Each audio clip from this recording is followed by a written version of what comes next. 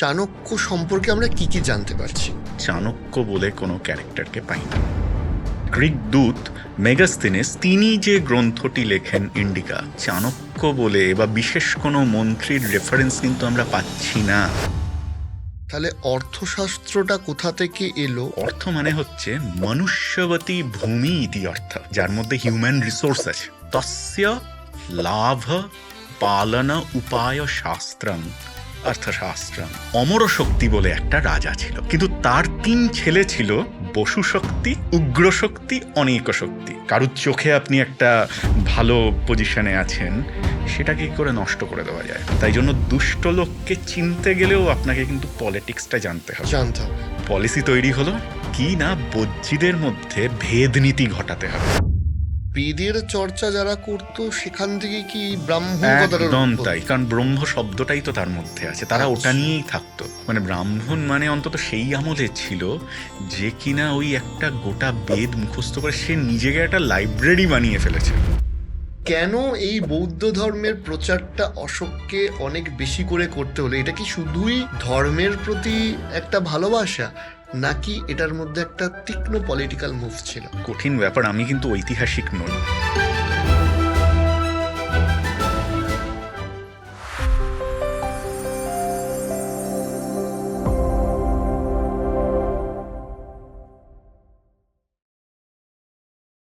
প্রথমেই তো ধন্যবাদ জানাবো যে আপনাকে এখানে আসার জন্য। তবে এত গল্প গুজব আমাদের হচ্ছে অফ দ্য ক্যামেরা, আমার মনে হয় যে সেখান থেকে কন্টিনিউয়েশন করে শুরু করাটাই ভালো হবে। তো যেটা নিয়ে আমরা কথা বলছিলাম, যে এই যে চাণক্য বা কৌটিল্য, এই মানুষটা নিয়ে তো চর্চা যত সময় যাচ্ছে তত বাড়ছে, এবং যে কোনো ফিল্ডের যে কেউ কোনো জায়গায় সাকসেস পেলে বলা হচ্ছে যে ওই ফিল্ডের চাণক্য।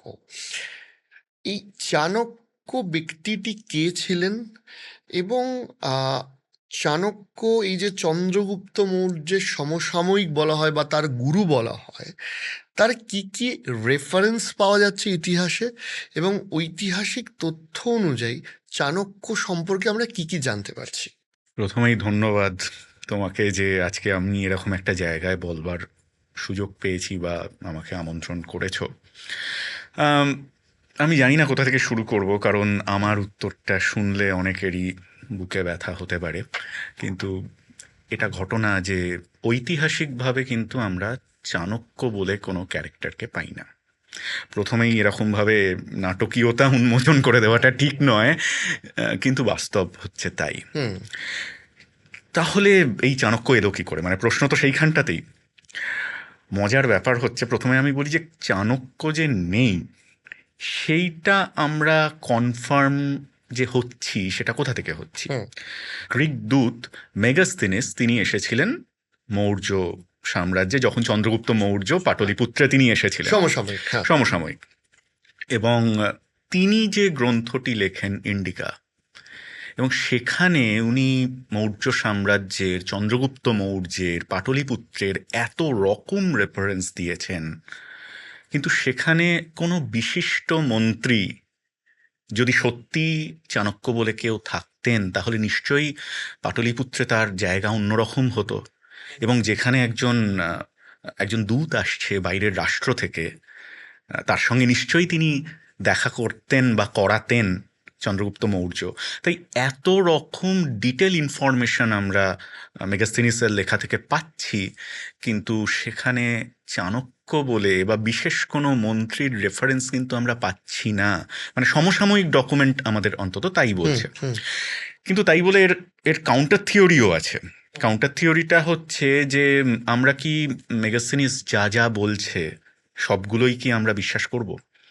যেমন মেগাস্থিনিস বলেছেন যে ভারতবর্ষে নাকি দাসপ্রথা নেই, অথচ আমরা যদি কৌটিল্য অর্থশাস্ত্র বা মনুস্মৃতি বা অন্যান্য গ্রন্থ যদি আমরা দেখি, তাহলে দেখব যথেষ্ট পরিমাণে ভারতবর্ষে দাসপ্রথা ছিল। কিন্তু সেই দাসপ্রথা আমরা গ্রিসে যেমন করে দাসদের দেখে অভ্যস্ত, পশুর মতন তাদেরকে রাখা হতো, মানুষ বলে মনে করা হতো না, এই দাসরা কিন্তু সেরকম ছিল না, তারা বাড়ির মানুষের মতনই ছিল। ফলে যেখানে কিনা দাসদেরকে গ্রিক দেশে ওখানে খাঁচার মধ্যে রাখা হতো, উনি ওই কালচারটা দেখে আসার পরে উনি বলছেন যে ভারতবর্ষে দাসপ্রথা নেই।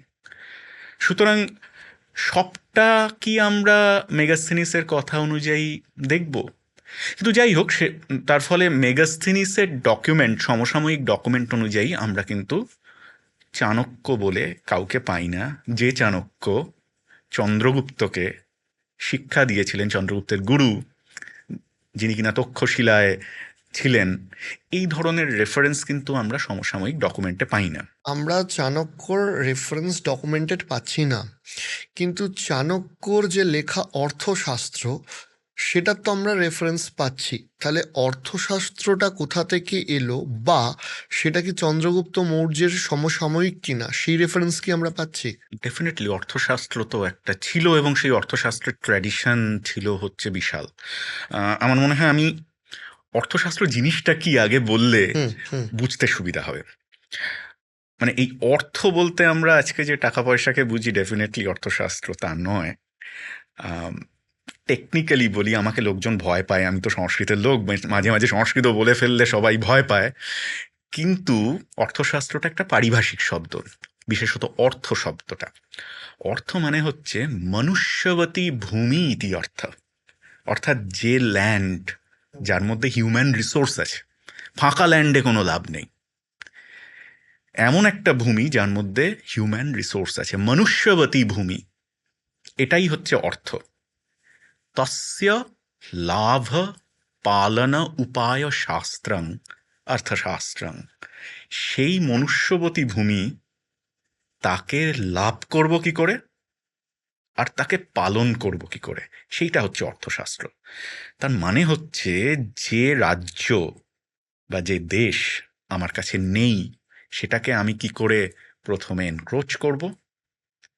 কিন্তু শুধু তো আমার রাজ্য জয় করলেই হবে না, সেই রাজ্যটাকে তো পালনও করতে হবে, হুম বা তার সেখানকার যে জনগণ তাদেরকে আমার ফরে আনতে হবে। সেইটা আমি করব কি করে, এবং সেই পথটা সবসময় যে সোজা পথে চলবে তা তো নয়, বাঁকা পথেও চলে, অধিকাংশ সময়ই বাঁকা পথে চলে। তাই অর্থশাস্ত্র হলো এমন একটা শাস্ত্র যেটা যেন তেন প্রকারেণ একটা জায়গাকে কি করে আমি লাভ করব এবং সেটাকে কি করে আমি পালন করব সেই নিয়ে আলোচনা করা হয়েছে। তার মানে অর্থ হচ্ছে এখানে সাকসেসের মতন, কি করে আচ্ছা, আমি সাকসেস পাবো। এবং থিওরি। একদম। এবং এই অর্থশাস্ত্র ট্র্যাডিশন, এটা তো আমরা হয়তো কৌটিল্যের অর্থশাস্ত্র পাচ্ছি, কৌটিল্য নামটা আমরা পাচ্ছি, এবং এই কৌটিল্যই যে চাণক্য সেটা কিন্তু বলা খুব ডিফিকাল্ট। কিন্তু কৌটিল্য, বিষ্ণুগুপ্ত, চাণক্য, এই নামগুলো কিন্তু প্রায় আমরা একসঙ্গে ব্যবহার করি। কিন্তু আমরা যে চাণক্যের গল্প জানি, সেই চাণক্য কিন্তু আসলে আমাদের কাছে পপুলার হয়েছে মুদ্রারাক্ষস থেকে। মুদ্রারাক্ষসের থেকে আমরা ওই চাণক্যের গল্পটা জানি। মুদ্রা রাক্ষস কোন সময়ের? মুদ্রারাক্ষস নিয়ারলি 7th সেঞ্চুরি বা তারপরে। মানে অর্থাৎ প্রায় 200-300 হ্যাঁ, 400 হ্যাঁ, বছর হ্যাঁ, পরে, হ্যাঁ। যখন ফলে চর্চিত বা আলোচিত হচ্ছে তখনকার থেকে তখন 400 থেকে, বছর আগের ইতিহাস হ্যাঁ, তখন থেকে আসছে। একদমই তাই। তার ফলে এই যে অর্থশাস্ত্রের যে ট্র্যাডিশন, এটা কিন্তু খুব প্রাচীন। আচ্ছা। তার কারণ হচ্ছে যে কৌটিল্যের অর্থশাস্ত্র আমরা পাই, সেই কৌটিল্য কেন কৌটিল্য, কারণ সে কুটিলমতি, সোজা কথায় ভাবতে পারে না। ইনফ্যাক্ট কৌটিল্য অর্থশাস্ত্র এমন একটা বই যেটার আবিষ্কারকে এখনকার স্কলাররা বলছেন একদম ইন্ডিয়ানা জোন্স যেমন করে একটা গুপ্তধন খুঁজে পায়, সেই রকমভাবে নাকি শ্যামশাস্ত্রী খুঁজে পেয়েছিলেন। উনি মাইসোর ওরিয়েন্টাল সিরিজ যে লাইব্রেরি আছে, মাইসোর ওরিয়েন্টাল, সেইখানকার উনি লাইব্রেরিয়ান ছিলেন। এবং ওখানে ওনাকে এক ব্রাহ্মণ, ওখানকার এক ব্রাহ্মণ, তিনি তাল পাতায় গ্রন্থিলিপিতে লেখা একটা ম্যানুস্ক্রিপ্ট দিয়ে গিয়েছিলেন এবং বলেছিলেন, এই বইটা আমাদের পরিবার পরম্পরাক্রমে রক্ষা করেছে, আমাদের পরিবারের নামটা যেন প্রকাশ না করা হয়, কারণ ওই বইয়ের মধ্যে ধর্মকথা নেই। মানে সংস্কৃত বললেই তো আমাদের মনে হয় যে এখানে ধূপধুনোর গন্ধ হুম বেরোচ্ছে, কিন্তু বললেন যে এই বইয়ের মধ্যে যে সমস্ত ট্রিক্স গুলো আছে, মানে সোজা কথায় যেগুলো কিনা কুটিলমতি বুদ্ধি যার মধ্যে আছে, সেইগুলো যে আমাদের পরিবার এতদিন রক্ষা করেছে, এটা যেন প্রকাশিত না হয়। শ্যামশাস্ত্রী তাই করেছিলেন। ফার্স্ট যে প্রথম 1909 সালে যে এডিশন বেরোলো, সেখানে কিন্তু উনি ওই পরিবারের নাম উনি বলেননি। তার মানে এর থেকে প্রকাশিত, মানে যেটা বোঝা যাচ্ছে যে এই বইটা কিন্তু স্ট্রেট লাইনের বই নয়, এটা হচ্ছে একেবারেই ভ্যাঁকা লাইনের বই। এখানে একটা কথা বলুন স্যার, এই যে আহ, স্ক্রিপ্টটা, যে তালপাতা স্ক্রিপ্টটা দিচ্ছে, এরকম কি রেফারেন্স পাওয়া গেছে বা এটা কি বোঝা সম্ভব যে ওই স্ক্রিপ্টটা কতটা পুরনো? পুরোটা যে বোঝা সম্ভব তা নয়, তাহলে তার আগে একটুখানি আমি বলে নিই। আসলে সংস্কৃত বললেই না লোকের মধ্যে একটা ধারণা হয় যে সেটা হয়তো দেবনাগরী স্ক্রিপ্ট। মানে আমাকে লোকে অনেক সময় জিজ্ঞেস করে, ও সংস্কৃত জানেন, তার মানে তো আপনি হিন্দি পড়তে পারেন। হ্যাঁ, আসলে স্ক্রিপ্ট আর ল্যাঙ্গুয়েজ তো সেম নয়। হুম। হ্যাঁ, যেমন ইংলিশের তো নিজস্ব স্ক্রিপ্ট নেই, তারা রোমান স্ক্রিপ্ট ইউজ করে। সেজন্য কম্পিউটারে লেখা থাকে টাইমস নিউ রোমান। হুম। ঠিক সেই রকমভাবে হিন্দিরও তো স্ক্রিপ্ট নেই, তারা তো ব্যবহার করে নাগরী স্ক্রিপ্ট। সেই নাগরী স্ক্রিপ্টে দেববাণী লেখা হচ্ছে বলে সেটা হচ্ছে দেবনাগরী। যেমন নেপালি ল্যাঙ্গুয়েজের স্ক্রিপ্ট নেই, তারাও দেবনাগরী ইউজ করছে। ঠিক সেই রকমভাবে দক্ষিণ ভারতে যে স্ক্রিপ্টগুলো ছিল না, সেগুলোতে সবসময় সংস্কৃত লেখা যেত না, অনেক শব্দ লেখা যেত না। তাই দক্ষিণ ভারতের অধিকাংশ সংস্কৃত ম্যানুস্ক্রিপ্টের ক্ষেত্রে আমরা গ্রন্থি স্ক্রিপ্টে লেখা পাই। এবং মানে এই স্ক্রিপ্টগুলো ৮০০-৯০০ এরকম বছর পুরনো হবে, এবং নির্ভর করছে, আমি তো সেই ম্যানুস্ক্রিপ্ট দেখিনি, সেটা ঠিক কত বছর পুরনো হবে। তবে এটা একটা আপনাকে বলতে পারি যে আমাদের এখানকার মানে ভারতীয় যে ওয়েদার, সেই ওয়েদারে কখনোই আপনি খুব পুরনো ম্যানুস্ক্রিপ্ট পাবেন না। মানে ৭০০ বছরের ম্যানুস্ক্রিপ্ট যদি আপনি পেয়ে থাকেন, তার মানে আপনাকে বুঝতে হবে যে আপনি খুবই পুরনো কোনো একটা ম্যানুস্ক্রিপ্ট পেয়েছেন। তার কারণ অত পুরনো ম্যানুস্ক্রিপ্ট থাকে না। ওই যে স্ক্রিপ্টটা ছিল ওটা তো চাণক্য বা কৌটিল্য নামক ব্যক্তির লেখা নয়, ওটা তো শুনে শুনে বা দেখে দেখে লেখা আর একটা স্ক্রিপ্ট, মানে একদম, এটা পরবর্তীকালে দেখে দেখে বহু জায়গায় কপি করা হয়, এক্স্যাক্টলি। যেটা অর্থশাস্ত্র ওই মৌর্য সময় থেকে বা তার আগে থেকে চলে আসছে। একদম। এবং অর্থশাস্ত্র যদি আপনি পড়েন, দেখে আপনি মনে করবেন, দেখে মনে হবে যে ওগুলো সূত্রতে লেখা। আচ্ছা। তার ফলে একটা আন্দাজ আপনার মনের মধ্যে হতেই পারে, এটা হয়তো শুনে শুনে মুখস্থ রাখতো। কারণ সূত্র মানেই হচ্ছে নামতার মতন কোনো একটা ফর্মুলা, তো সেটা শুনে শুনে মুখস্থ রাখছে। এবং এগুলো লেখা হয়েছে পরে, সব কিছুই আগে ওরাল ট্র্যাডিশনে তৈরি হয়েছে। তো আবার স্কলাররা বলছেন যে সবটা যে মৌর্য সাম্রাজ্যের আমলে, মানে 6th সেঞ্চুরি বা 4th সেঞ্চুরিতে সবটা লেখা হয়েছে তা নয়, কিছু কিছু পোর্শন পরবর্তীকালেও লেখা হয়েছে, ফলে তার মধ্যে অনেক লেয়ার আছে। কিন্তু যাই হোক, মানে আমরা কিন্তু এটা বুঝতে পারছি এটা যীশুখ্রিস্টের জন্মের আগে লেখা। এবং সবচেয়ে ইম্পর্ট্যান্ট ব্যাপার হচ্ছে যে কৌটিল্য অর্থশাস্ত্রের মেথোডোলজিটা বড় মজার। মানে সেখানে সেখানে বলছে যে কৌটিল্য তার আগের আগের পূর্বাচার্য প্রিডিসেসরদের নাম বলছেন, যে মনু বলেছেন এই করতে হবে, বা বিশালাক্ষ বলছেন এই করতে হবে। শেষে এসে বলছেন নেতি কৌটিল্য, কৌটিল্য বলছে এটা করবে না, বরং তুমি এইটা করো। এবং তার লজিক উনি দিচ্ছেন। এবং এইভাবে প্রায় ১০-১৫ জন পূর্বাচার্যের নাম পাচ্ছি আমরা। তার মানে তারা প্রত্যেকেই কৌটিল্যের পূর্ববর্তী, কিন্তু তাদের বই আমরা পাই না। তার মানে আমরা কিন্তু একটি অর্থশাস্ত্র পেয়েছি। এবং তাদের যে বই ছিল, এটা বোঝা যায় কি করে, মহাভারতের শান্তি পর্ব, যেখানে ভীষ্ম সরসজ্জায় আসে, কুরুক্ষেত্রের যুদ্ধ শেষ হয়েছে, কৃষ্ণ নতুন রাজা যে হচ্ছেন যুধিষ্ঠির, তাকে নিয়ে গিয়েছেন ভীষ্মের কাছে উপদেশ শোনাতে। ভীষ্ম তখন সরসজ্জায়, এবং বলছে যে এত বড় প্রাজ্ঞ রাজনীতিবিদ যে ২-৩ জেনারেশন জুড়ে মানে কুরুবংশ সিংহাসন সামলেছেন, তো তার কাছ থেকে উপদেশ নিয়ে আসাটা উচিত। সেইখানে উনি একটা দীর্ঘ রাজনীতি নিয়ে আলোচনা করেছেন, এবং সেখানে উনি আলাদা আলাদা করে বিভিন্ন রাজনীতিবিদদের নাম উল্লেখ করে করে উনি রাজনীতির কথা বলেছেন। আচ্ছা। এবং সেইখানের নামগুলোর সঙ্গে অর্থশাস্ত্রের নামগুলো আমরা কমন পাই। তার ফলে এটা কনফার্ম যে অর্থশাস্ত্র ট্র্যাডিশন একটা দীর্ঘদিন ধরে চলেছে, কিন্তু আমাদের হাতে আছে কেবল কৌটিল্য অর্থশাস্ত্র।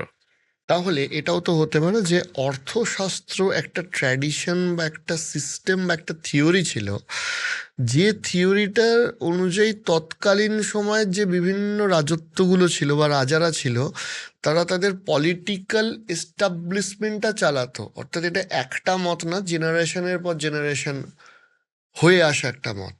অবশ্যই। আমি এ বিষয়ে প্রথমে একটা গল্প বলতে চাই। গল্পটা কেন বলছি? আমি জানি যে আমাদের আলোচনাটা শুরু হয়েছিল চাণক্য থেকে। হুম, হুম, আমরা হুম। সেখানে ফিরবো। কিন্তু অর্থশাস্ত্র জিনিসটা না বুঝলে আপনার ঠিক ধারণা হবে না যে কৌটিল্য অর্থশাস্ত্র যে তৈরি হয়েছে তার পেছনে কত বড় একটা ব্যাকগ্রাউন্ড ছিল। এবং আপনি যে বলছেন, দেখুন, অর্থশাস্ত্র কি করেছে? অর্থশাস্ত্র তো একটা, মানে মানুষ যেরকমভাবে রাজনীতি করেছে হুম। সেইটার একটা কোডিফাইড রুল, যে দীর্ঘকাল ধরে সমাজবিজ্ঞানী তো তাই করে। সমাজে যেটা ঘটছে সেটাকে একটা থিওরি তৈরি করে, করে একটা সাজেশন দেয়, এইভাবে এইভাবে করলে তুমি অ্যাচিভ করবে। অ্যাডমিনিস্ট্রেটিভ অ্যান্ড পলিটিক্যাল কিছু ধারণা। ধারণা। এবং সে সেটা ইতিহাস দেখে সেটা কিন্তু দেয়। তার আগে তার মানে এমন কিছু ঘটে গেছে হুম। যেগুলো দেখে দেখে তার মনে এই এক্সপিরিয়েন্সটা তৈরি হয়েছে, এবং কৌটিল্য নতুন একটা অর্থশাস্ত্র তৈরি করছে। ফলে অর্থশাস্ত্র চিরকাল ছিল, চিরকাল আমরা রাজনীতি করেছি। মানে এমন নয় যে আমরা আজকে বসে আজকে রাজনীতি করছি। একদমই, একদমই, মানে একদমই। আমি সবসময় বলি, আমরা যেমন আমাদের পূর্বপুরুষরা সেরকম। হ্যাঁ। হ্যাঁ, মানে আমরা যদি খারাপ হই আমাদের পূর্বপুরুষরাও খারাপ ছিল, আমরা যদি ভালো হই আমাদের পূর্বপুরুষরাও ভালো। সব ভালো মন্দ মিশিয়েই, মানে সেই মহাভারতে বলছে যে কেন এরকম মহাভারত এত এত মহান সাহিত্য, যে শুভা অশুভা চ ইয়া সৃষ্টি সা সৃষ্টির প্রশস্যতে। যে সৃষ্টির মধ্যে ভালো এবং মন্দ দুটোই আছে সেই সৃষ্টি প্রশংসার যোগ্য। মহাভারতের প্রত্যেকটা ক্যারেক্টার তো তাই। মানে আমাদের আজকালকার সিরিয়ালের মতন তো 100% হোয়াইট আর 100% ব্ল্যাক ক্যারেক্টার তো তার মধ্যে নেই। আমাদের প্রত্যেকের মধ্যেই ভালো মন্দ সব রকম গুণ আছে। তো আমাদের পূর্বপুরুষের মধ্যেও তাই ছিল, রাজনীতির মধ্যেও তাই ছিল। যেমন মজার ব্যাপার হচ্ছে, অর্থশাস্ত্রে কি কি ছিল। আমি সব সময় অর্থশাস্ত্রটা তো হঠাৎ করে যদি আমি আপনাকে এরকমভাবে অর্থশাস্ত্র বলতে শুরু করি, আপনি ঘুমিয়ে পড়বেন। স্বাভাবিক, এটা একটা মানে দীর্ঘদিনের একটা ট্র্যাডিশন থেকে আমরা পড়েছি, পড়ে পড়ে আমি আপনাকে অর্থশাস্ত্র যদি এখন আমি বোঝাতে চাই আমরা বুঝতে পারবো না। কিন্তু মজার ব্যাপার হচ্ছে, অর্থশাস্ত্রের তত্ত্বগুলোকে নিয়ে ভারতবর্ষে একটা স্টোরি টেলিং ভার্সন হয়েছে। মানে গল্পের মাধ্যমে আপনি অর্থশাস্ত্রকে বুঝবেন। এবং সেটা কি, সেটা আমরা সবাই হয়তো জানি, পঞ্চতন্ত্র হিতোপদেশের গল্প ছোটবেলা থেকে আমরা পড়েছি। কিন্তু পঞ্চতন্ত্র হিতোপদেশটা আপনি খেয়াল করুন। আমি সবসময় বলি যে পঞ্চতন্ত্র হিতোপদেশ তৈরি হয়েছিল কেন? তৈরি হয়েছিল কারণ আপনি তার ভূমিকায় একটা ছোট গল্প আছে, যে দাক্ষিণাত্য দেশে মহিলারোপ্য নামে একটা নগর ছিল, এবং সেখানে অমর শক্তি বলে একটা রাজা ছিল। মানে খেয়াল করে দেখুন, অমর শক্তি মানে শক্তি কেন, মানে তার তার শক্তিতে তিনি অমরতা লাভ করেছেন। কিন্তু তার ৩ ছেলে ছিল, তারা হচ্ছে পরমা দুর্মেধা। একদম এই সংস্কৃত শব্দ ব্যবহার করছে, পরমা দুর্মেধা। একদম পড়াশুনো করে না, মাথায় বুদ্ধি নেই, এরকম। এবং তাদের নাম কি? বসু শক্তি, উগ্র শক্তি, অনেক শক্তি।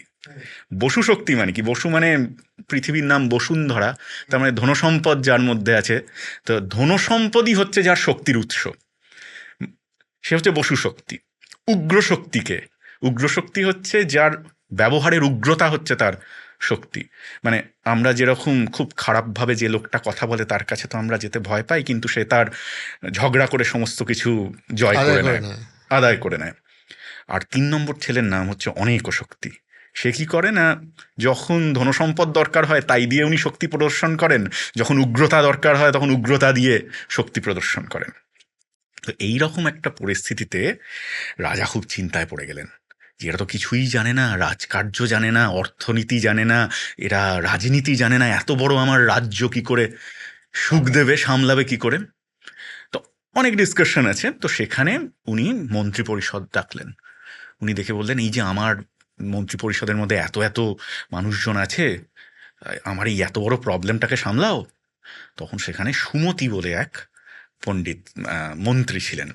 সে মন্ত্রী এসে বলল, হ্যাঁ একজন আছে, ৮০ বছর বয়স, ছাত্র সংসদী লব্ধ কীর্তি। মানে স্টুডেন্ট ইউনিয়নে লব্ধ কীর্তি নয়, ছাত্র সংসদ মানে হচ্ছে ছাত্রদের মধ্যে যে পপুলার। তার নাম হচ্ছে বিষ্ণু শর্মা। তাকে যদি তোমার ছেলেদেরকে দিতে পারো, রাজাকে বলছে, তাহলে হয়তো একটা গতি হতে পারে। তো বিষ্ণু শর্মা এলেন, বিষ্ণু শর্মাকে ডেকে পাঠানো হলো। রাজা বলল যে তোমাকে এই দিচ্ছি ওই দিচ্ছি, তুমি আমার ছেলেদেরকে রাজনীতি শেখাও। বিষ্ণু শর্মা বলছে 80 বছর বয়স আমার, এখন তো আমার ইন্দ্রিয় ভোগ করতে পারে না, তাই না? চাইলেই কি আমি 80 বছরের মানুষ কি 10টা রসগোল্লা খেতে পারে? কিন্তু হ্যাঁ, আমি বিদ্যা বিনোদের জন্য আমি তোমার ছেলেদেরকে রাজনীতি শেখাবো। এবং একটা অদ্ভুত কথা বলল, অর্থশাস্ত্রের ইম্পর্টেন্সটা বুঝতে পারবে। বললেন, যদি মাস ও ষটকে না, যদি 6 মাসের মধ্যে তার নীতিশাস্ত্র জ্ঞান না করোমি, এদেরকে নীতিশাস্ত্রে পারদর্শী না করি, নীতিশাস্ত্র রাজনীতিশাস্ত্র, তদা স্বনাম পরিত্যাজামি, নিজের নাম পরিত্যাগ করব। 80 বছর বয়সে লোকটা এরকমভাবে বলছে, এবং বলছে যে শ্রুয়তাং মামা সিংহনাদ, আমার এই সিংহনাদ প্রতিজ্ঞা শোনো, এবং আজকের দিনটা লিখে রাখো। হ্যাঁ, লিখ্যতাম অয়মাদ্যতনা দিবাসা, আজকের দিনটা লিখে রাখো, 6 মাসের মধ্যে আমি তোমাদেরকে রাজনীতিতে পারদর্শী করব, তোমার ছেলেদেরকে। উনি একটা গ্রন্থ লিখলেন। এই গ্রন্থটা হচ্ছে অর্থশাস্ত্রেরই একটা এব্রিজড ভার্সন, যেটা গল্পের মাধ্যমে বাচ্চাদেরকে রাজনীতি শেখায়। এবং কেমন জিনিসটা, তার 5টা চ্যাপ্টার, প্রতিটা চ্যাপ্টারের নাম খেয়াল করুন। প্রথম চ্যাপ্টারের নাম মিত্রভেদ, দুটো বন্ধুর মধ্যে অভিন্ন হৃদয় বন্ধু, আচ্ছা। তার মধ্যে কি করে ঝগড়া লাগিয়ে দেওয়া যায়। এবার মজার ব্যাপারটা হচ্ছে, আপনি মানে হয়তো ভাবছেন যে দুটো বন্ধুর গল্প, না, আসলে দুটো বন্ধু রাজ্য, দুটো বন্ধু আছে, একদমই তাই। এবং ওখানে যত আজকের ডেটে হিসাব করলে দুটো পলিটিক্যাল দুটো পার্টি। Political party. হ্যাঁ। প্রথমটা হচ্ছে মিত্রভেদ, তারপরেরটার নাম হচ্ছে মিত্র প্রাপ্তি। মানে যাদের মধ্যে কখনো মিত্রতা হওয়ার সম্ভাবনা নেই, দুটো পলিটিক্যাল পার্টি বা দুটো রাষ্ট্র, তারা কি করে মিত্র হতে পারে। মানে এমনও দেখা গেছে তাদের মধ্যে হয়তো খাদ্য খাদক সম্পর্ক, মানে হচ্ছে সিংহ আর বৃষ, কিন্তু তারা মিত্র হচ্ছে। কি করে করা যায়, তার ট্রিক এরকম আছে। কাক লুকিয়াম, কাক আর উলুক, উলুক মানে হচ্ছে আউল শব্দটা যেখান থেকে এসছে, মানে কাক এবং উলুক মানে হচ্ছে প্যাঁচা, দুজনের একটা ঝগড়া, এবং সেখানে মূলত হচ্ছে স্পাই রিলেটেড ইস্যু। কিভাবে স্পাই একটা অন্য রাজ্যে কি করে স্পাই পাঠাবে, এবং এগুলো অর্থশাস্ত্রে আছে, আমরা আসবো সেই আলোচনায়। তারপরে এটা হচ্ছে লব্ধপ্রণাশম, মানে আপনি একটা ভালো পজিশন পেয়েছেন কোথাও, কোনো একটা রাজ্য লাভ করেছেন, কারুর চোখে আপনি একটা ভালো পজিশনে আছেন, সেটাকে কি করে নষ্ট করে দেওয়া যায়। ঠিক আছে তো? আর শেষটা হচ্ছে গিয়ে অপরীক্ষিত কারকম, পরীক্ষা নিরীক্ষা না করে যদি কোনো কাজ করা হয় তাহলে তার কি ফল হয়। মানে কোনো একটা পলিসি নিতে গেলে আপনাকে কত দিক থেকে সেটাকে ভাবতে হবে। ভাবতে হবে। এই 5টা তন্ত্র উনি লিখলেন, 5টা তন্ত্র নিয়ে পঞ্চতন্ত্র। এবং উনি দাবি করলেন যে অধীতে ইদং নিত্যং, যে রোজ এটা পাঠ করবে, নীতিশাস্ত্রং শৃণোতি চ, সে আসলে নীতিশাস্ত্র মানে রাজনীতি শাস্ত্র শুনছে। এবং বলছে ন পরাভব মাপনতি, পরাভব মানে সে পরাজয় লাভ করবে না, কার থেকে? শক্রাদপি কদাচন, শক্র মানে হচ্ছে ইন্দ্র, মানে দেবরাজ ইন্দ্র এসেও তাকে হারাতে পারবে না। এবার আপনি প্রশ্ন করতেই পারেন, এই ছেলেদেরকে, বাচ্চাদেরকে কেন আমি রাজনীতি শেখাবো? হ্যাঁ, মানে বা আমি এই পঞ্চতন্ত্র অর্থশাস্ত্র আমার কেন দরকার? এবং সেটা আমরা জানি যে একটা খুব সুন্দর শ্লোকের কথা বলছে, শ্লোকটা আমি বলছি না, কিন্তু বলছে আপনি দুর্গা মূর্তিটা খেয়াল করুন, পঞ্চতন্ত্রতেই আছে। দুর্গা মূর্তিটা খেয়াল করুন, সেখানে গণপতির যে বাহন সে হচ্ছে কি ইঁদুর। ইঁদুর। ইঁদুরকে খেতে চায় মহাদেবের গলার সাপ, মহাদেবের গলার সাপকে খেতে চায় কার্তিকের বাহন ময়ূর, আর কার্তিকের বাহন ময়ূরকে খেতে চায় দুর্গার বাহন সিংহ। সিংহ। তো মহাদেবের ঘরেই যদি এরকম খাওয়া খাওয়ির অবস্থা হয়, তাহলে জগতের কথা কি বলবো। মানে হতে পারে যে আমি অ্যাপলিটিক্যাল, যদিও অ্যাপলিটিক্যাল থাকাটা একটা ক্যামোফ্লেজ, সবারই আমাদের কোনো না কোনো পলিটিক্যাল আইডিওলজি আছে, কিন্তু আমি যদি অ্যাপলিটিক্যাল থাকতেও চাই, সমাজ কি আপনাকে বা আমাকে থাকতে দেবে? বা আপনি যে অন্য একজন দুষ্ট লোকের চক্রে পড়ে যাবেন না, তার কি কোনো গ্যারেন্টি আছে? তাই জন্য দুষ্ট লোককে চিনতে গেলেও আপনাকে কিন্তু পলিটিক্সটা জানতে হবে। জানতে হবে। এই যে 5টা তন্ত্র, এর মধ্যে অর্থশাস্ত্রের যেটা তত্ত্ব, স্টোরি টেলিং ভার্সন, সেটা পুরোটা এর মধ্যে আছে। এটা বাচ্চারা শিশুকাল থেকে এটা শিখবে, শিখে শিখে একটু বড় হয়ে তখন এম এ বিএ যখন করবে তখন তারা পলিটিক্যাল সায়েন্সটা পড়বে। তাহলে এই রকম একটা টেক্সট কিন্তু হচ্ছে অর্থশাস্ত্র, যার ট্র্যাডিশন কিন্তু দীর্ঘদিন ধরে আছে। এইটা কিন্তু কৌটিল্য লিখেছে এবং এটা কিন্তু ছিল। এই যে পঞ্চতন্ত্র যেটা রয়েছে সেইটা তো তাহলে মৌর্য সাম্রাজ্যের বা চাণক্য বা কৌটিল্যর যে সমসাময়িক যে অর্থশাস্ত্র তার তো বহু আগের রচনা। না, কৌটিল্যের অর্থশাস্ত্রের এগুলো পরের রচনা। কারণ আচ্ছা। কারণ পঞ্চতন্ত্রের শুরুতেই কিন্তু বিষ্ণু শর্মা একদম পরিষ্কারভাবে স্বীকার করে নিচ্ছে যে উনি কৌটিল্যের অর্থশাস্ত্র, উনি বিষ্ণুগুপ্ত নামটা ব্যবহার করছেন, ওখান থেকে পড়ে, ওখান থেকে তত্ত্ব নিয়ে আচ্ছা, এবং মহাভারত বা অন্যান্য জায়গা থেকে নিয়ে এটা আলটিমেটলি বানাচ্ছেন। এটা উনি তৈরি করছেন। তার মানে আমি আপনাকে কেন এইটা বললাম, যে আমি যদি ঝট করে আপনাকে অর্থশাস্ত্র কি এক কথায় বোঝাতে চাই, আমি বোঝাতে পারবো না। হুম। কিন্তু এই স্টোরি টেলিংটার মাধ্যমে আপনাকে 5টা চ্যাপ্টারের নাম বলে আমি কিন্তু একটা ধারণা দিয়ে দিতে পারলাম আপনাকে যে অর্থশাস্ত্রের মধ্যে আসলে সোজা পথ নেই। হ্যাঁ, এবং সোজাপথ নিয়ে থেকে বড় বিষয়, এটা বেসিক্যালি ভারতবর্ষের তৎকালীন সময়ে চলে আসা একটা পলিটিক্যাল থিওরি, একদম তাই। যে রাজ্য এবং পলিটিক্স অর্থাৎ অ্যাডমিনিস্ট্রেশন অ্যান্ড পলিটিক্স আমি কিভাবে পরিচালনা করব, সর্বোপরি পরিচালনা করব, দরকার হলে কূটনীতি কেমন করে প্রয়োগ হবে। করব, কেমন করে প্রচার করব, মানে কেমন করে আজকের স্পাই ডেটের, নিয়োগ করব, হ্যাঁ এই আজকের সব। সবটা, মানে আজকের ডেটের হিসাবে কখন আমি একটা দুটো পলিটিক্যাল পার্টি জোট করবে, কখন করবে না, কিভাবে জিততে হবে, কিভাবে এই ক্ষমতায় সব আসতে হবে, সব রকম সবটার সব রকম পুরনো জিনিস আছে। ভার্সন যেটা ট্র্যাডিশনে চলতো, যেটা বিভিন্ন রাজ্য বিভিন্ন থিওরি হিসাবে চালিয়ে এসছে। তাহলে আমার একটা প্রশ্ন থাকবে, আমরা যখন চাণক্যের রেফারেন্স পাচ্ছি না, আমরা কি এই কৌটিল্যেরও কোনো রেফারেন্স পাচ্ছি? দেখুন, ইতিহাস ব্যাপারটা কি জানেন তো, এটা তো হচ্ছে মেথোডোলজি। হুম। ব্যাপার হচ্ছে যে যখন কোনো একটা রিটন ডকুমেন্টের সঙ্গে আমরা একটা পাথর পাচ্ছি, পাথুরে প্রমাণে তার নাম পাচ্ছি, তখন আমি সেটাকে ঐতিহাসিক বলছি। কিন্তু মজার ব্যাপার হচ্ছে কৌটিল্যের অর্থশাস্ত্র বা অর্থশাস্ত্র ট্র্যাডিশনটা তো ছিল, হুম। তাই না? এবং ডেফিনেটলি যখন চন্দ্রগুপ্ত মৌর্য আসছেন, চন্দ্রগুপ্ত মৌর্য যখন ভারতবর্ষের মগধ সাম্রাজ্যে আসছেন, সেই সময়ে তার আগে কিন্তু নন্দবংশ আছে, ধননন্দ আছেন, এবং তার আগে শিশুনাগ বংশ আছে, এবং তারও আগে যদি আপনি ফিরে যান, মানে যখন 16টা মহাজনপদ তৈরি হয়ে আছে, ষোড়শ সেই সময় মহাজনপদ। ষোড়শ মহাজনপদের গল্প আমরা জানি। সেই ষোড়শ মহাজনপদের মধ্যে মগধ কিন্তু আর 16টা জনপদের মতনই একটা জনপদ, তাই না? কিন্তু সেই জনপদটা কিন্তু ক্রমশ বিকশিত হতে হতে, বড় হতে হতে, ক্রমশ কালের নিয়মে কিন্তু চন্দ্রগুপ্ত এসেছে। তার ফলে তারাও কিন্তু অর্থশাস্ত্রের এই ট্র্যাডিশনটা দেখেছে। এমন নয় যে তারা কৌটিল্যকেই পেয়েছে, কিন্তু কৌটিল্যের পূর্ববর্তী লোকজনকে দেখেছে।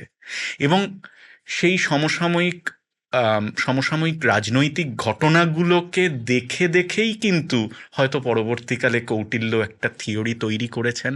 তাই তো হয়, আমরা তো সমাজ দেখে পর্যবেক্ষণ করে তো সমাজতত্ত্বকে লিখি, অর্থশাস্ত্রও তাই। আমরা তো আমরা এই যে ভেদ নীতির প্রয়োগ, মানে আমি যে মিত্র ভেদের কথা বললাম, ভেদ নীতির প্রয়োগের কাহিনী বা রেফারেন্স তো আমরা অনেক আগে পাচ্ছি। আম, আমি যদি বলি যে হর্যঙ্ক বংশের রাজা যে বিম্বিসারের পুত্র হচ্ছেন অজাতশত্রু। অজাতশত্রু মানে সে তো সাদা কালো মিশিয়ে তার ক্যারেক্টার, মানে আমরা বৌদ্ধ উপাখ্যান বা আমরা জৈনদের কাহিনী থেকেও আমরা জানতে পাই যে অজাতশত্রু তার পিতাকে হত্যা করেছে বা কারাগারে বন্দি রেখেছিল, এবং পিতৃহন্তা, মানে তিনি তার পিতাকে হত্যা করেছেন। তো তো যাই হোক, সামহাও অনেক রকমভাবে সে কাহিনী আছে। বুদ্ধের সঙ্গে তার আবার যোগাযোগ হয়। আসলে তার একবার অনুশোচনা হয়েছিল যে রাত্রির বেলা তার ঘুম আসছে না, এত সুন্দর চাঁদনি রাত, কিন্তু তার ঘুম আসছে না। কেননা যখনই ঘুমোচ্ছে তার পিতার কথা মনে পড়ছে, যে পিতাকে এরকমভাবে তিনি কারাগারে নিক্ষেপ করে তাকে মৃত্যু হয়েছে, তার জন্য তিনিই দায়ী। তার পেছনে আবার অন্য পলিটিক্স আছে, কিন্তু তার জন্য ইনিই দায়ী, কিন্তু কিছুতেই ঘুম আসছে না। তখন উনি জীবককে জিজ্ঞেস করছেন, জীবক ওনার চিকিৎসক ছিল, যে এমন কোনো সাধুসন্ত কেউ নেই যে যার কাছে গেলে আমার মনটা একটু তৃপ্তি হবে? তখন জীবক বললেন, আছেন তো, বুদ্ধ ভগবান এসেছেন, বুদ্ধ ভগবান আছেন কলকন্দকনি বাপে। হুম। তো সেখানে তো তিনি তখন বললেন যে চলো তাহলে যাই। তাহলে 500 হাতি নিয়ে উনি যাচ্ছেন সেই জঙ্গলের মধ্যে যেখানে বুদ্ধ আছেন, রাজগিরে, রাজগৃহ। এবং সেখানে বাইরে থেকে দেখছেন সব কিছু নিস্তব্ধ। তিনি জীবককে জিজ্ঞেস করলেন, আমাকে গুপ্ত হত্যা করবার জন্য নিয়ে যাচ্ছ না তো? যেখানে কিনা 1000-এর ওপর অনুগামী আছে, সেই রকম একটা বন এত শান্ত কেন? তখন জীবক বললেন যে আপনি ভয় পাবেন না, কারণ বুদ্ধ ভগবান ধ্যানে বসেছেন। এবং সেখানে গিয়ে বুদ্ধর সঙ্গে তাঁর সাক্ষাৎকার হয়, এবং তারপর অনেক কিছু আলোচনা হয়, এবং উনি আলটিমেটলি অজাতশত্রু বুদ্ধের অনুগামী হয়ে যায়।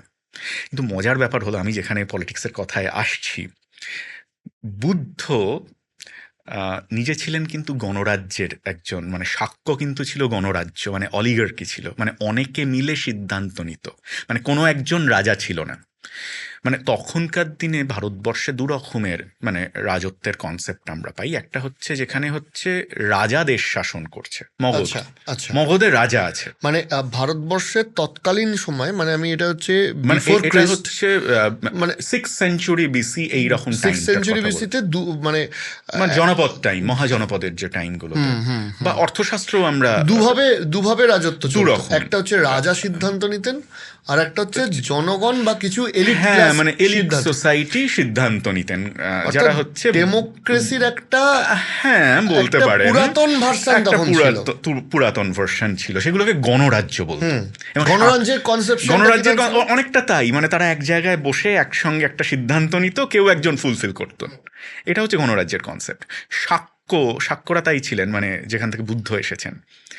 কিন্তু মগধ ছিল হচ্ছে রাজতন্ত্র।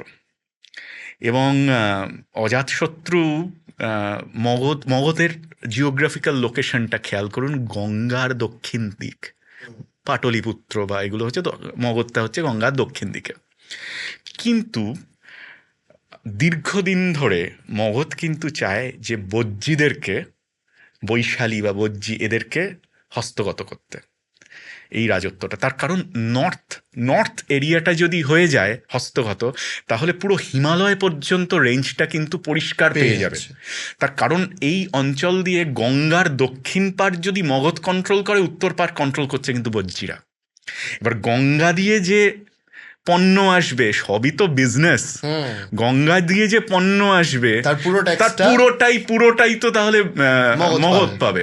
কিন্তু মজার ব্যাপার হচ্ছে, দীর্ঘদিন চেষ্টা করেও অজাতশত্রু কিন্তু বজ্জীদেরকে ভালো করে কায়দা করতে পারছেন না।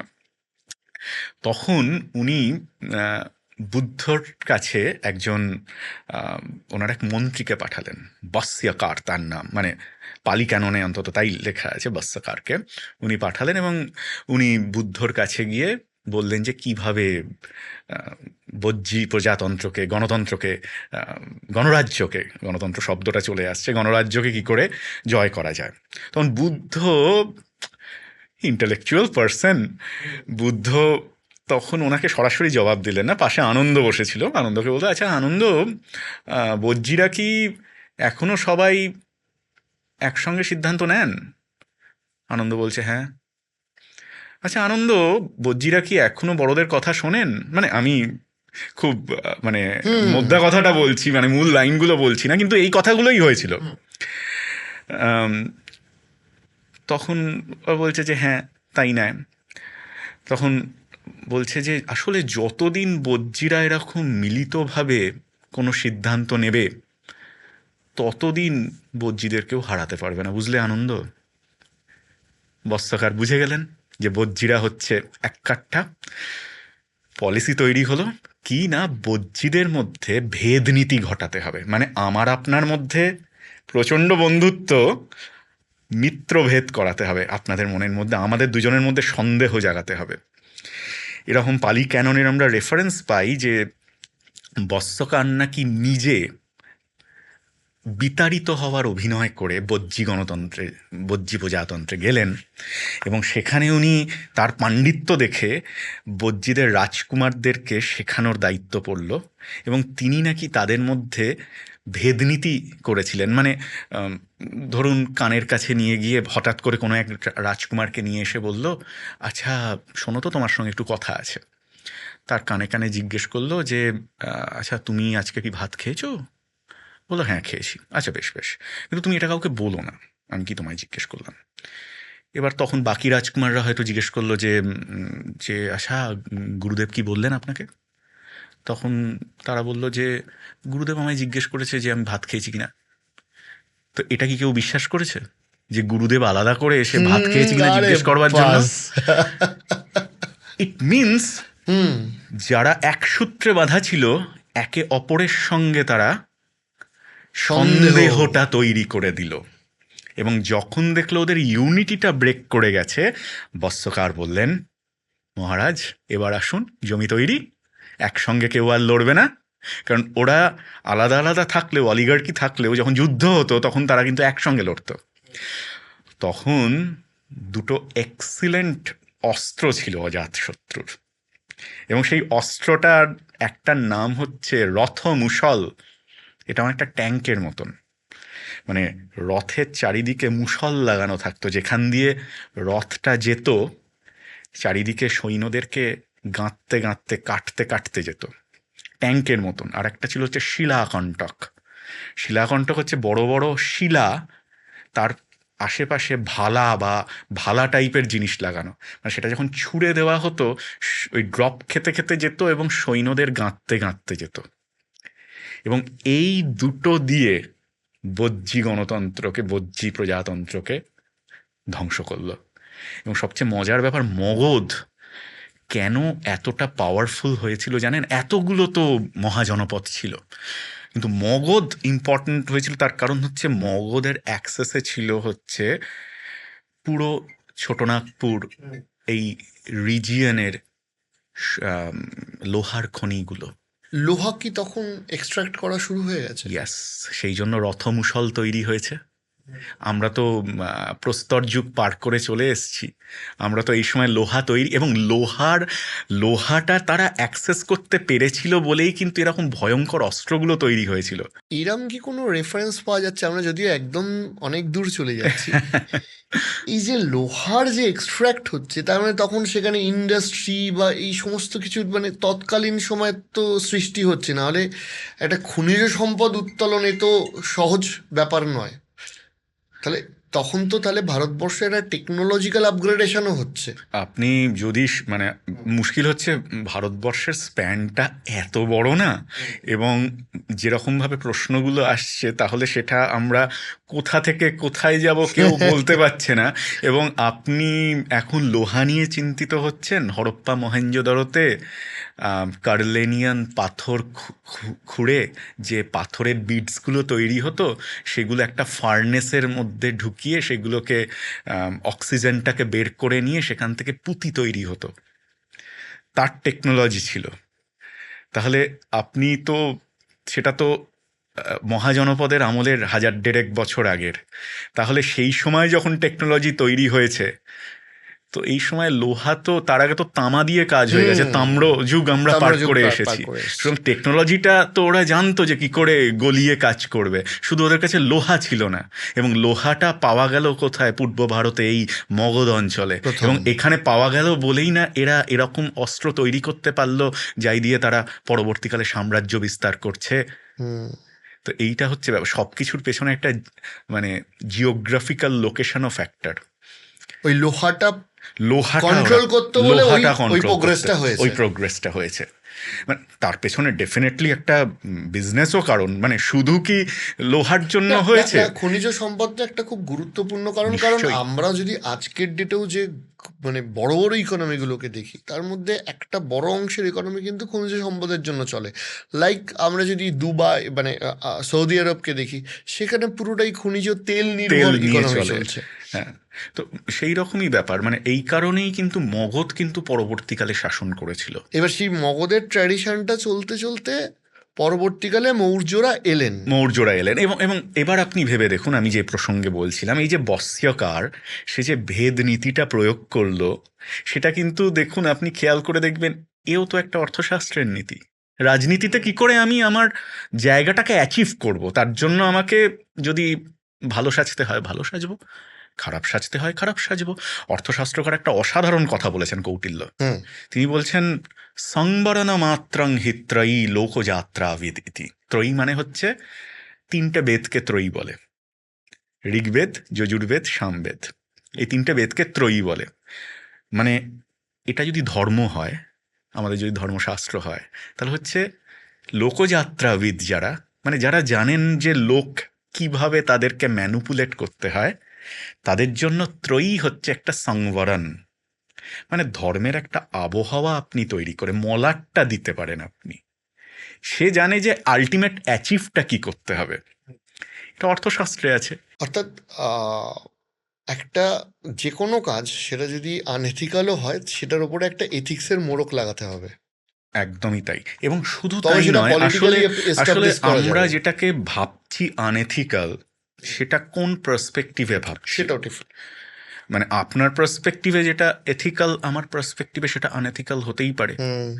মানে আমি যাকে বলছি সন্ত্রাসবাদী, আর একজন সে হয়তো বলছে দেশপ্রেমিক, তাই না? ফলে এথিক্স বা নন এথিক্স এটা পুরোটাই হচ্ছে পার্সপেক্টিভ অনুযায়ী depend। পার্সপেক্টিভ অনুযায়ী ডিফারেন্ট। যেহেতু বেদের প্রসঙ্গটা উঠলো, আমি এখানে একটা জিনিস জিজ্ঞাসা করার আছে। সেটা হচ্ছে যে আমরা শুনেছি বা আমরা জানি যে বেদ, এই যে লিখিত যে বেদ, সেটা অনেক পরে হুম এসছে। হুম। প্রথমে মানুষ শুনে এটাকে মনে রেখেছে, এবং আমাদের এই ভারতবর্ষের বুকে আজকের ডেটেও শুনে বড় হওয়ার মানে শুনে ভালো লাগার যে একটা অভ্যাস, সেটা কিন্তু রয়ে গেছে, যে কারণে হয়তো আজকের ডেটে আমাদের পডকাস্টেরও এত পরিচিতি। যাই হোক, প্রশ্নটা হচ্ছে যে বেদ একটা বিশাল বড় শাস্ত্র, এত বড় ফিলোসফি, একটা লাইব্রেরি, এইটা কি শুনে শুনে শুধুমাত্র মনে রাখা গেল, নাকি এটা একটা পরবর্তীকালে বিভিন্ন কাহিনী থেকে কালেক্ট করে একটা বানানো হলো,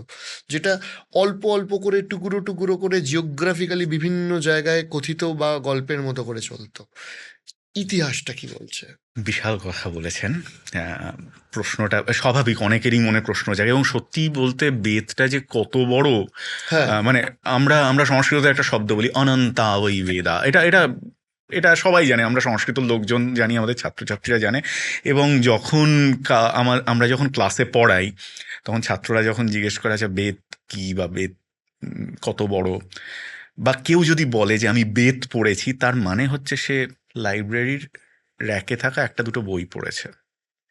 মানে বেদটা এতটাই বড়, এতটাই বড়, মানে কিরকম ভাবে, ধরুন আপনি ধরুন ঋগ্বেদ, যদি আপনি, আমরা চারটে বেদ আছে, আমরা সবাই নাম শুনেছি। ঋগ্বেদ বললে কি বোঝায়? ঋগ্বেদ বলতে বোঝায় ঋগ্বেদ সংহিতা, যার মধ্যে মন্ত্রগুলো আছে। ঋগ্বেদ ব্রাহ্মণ, ঋগ্বেদ আরণ্যক, ঋগ্বেদ উপনিষদ, এবং সেগুলোরও অনেক শাখা আছে। এরমভাবে সাম আছে, অথর্ব আছে। মানে কত বড় ট্র্যাডিশন আছে সেটা বলা মানে মুশকিল। এবং সবচেয়ে বড় কথা হচ্ছে অনেক বেদ হারিয়েও গিয়েছে, মনে শুনে অবভিয়াসলি। শুনে শুনে শুনে মনে রাখার কারণেই। এবং হারিয়ে গিয়েছে বলেই সেইগুলোকে স্মরণ করে স্মৃতিশাস্ত্র তৈরি হয়েছে, মেমারি থেকে তৈরি হয়েছে। কিন্তু মজার ব্যাপার হচ্ছে এটা মনে রাখতো কি করে, এইটা হচ্ছে চ্যালেঞ্জ।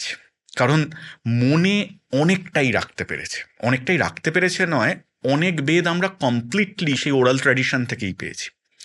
কারণ একটা সময় ছিল যখন মনে করা হতো যে যারা কিনা লিখিত পাঠক, এটা আমরা খুব মজার কথা বলি, মানে অনেক সময় আমি কোথাও হয়তো বক্তৃতা দিতে গিয়ে মজা করে বলি যে আসলে কার কার কাছ থেকে বক্তৃতা শোনা উচিত নয় জানো তো, কার কাছ থেকে কথা শোনা উচিত নয়?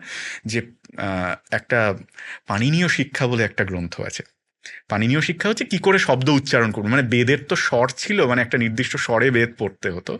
সে পাণিনীয় শিক্ষাতে আছে যে কার কার কাছ থেকে উপদেশ শুনবে না, কারা কারা বাজে টিচার। হুম।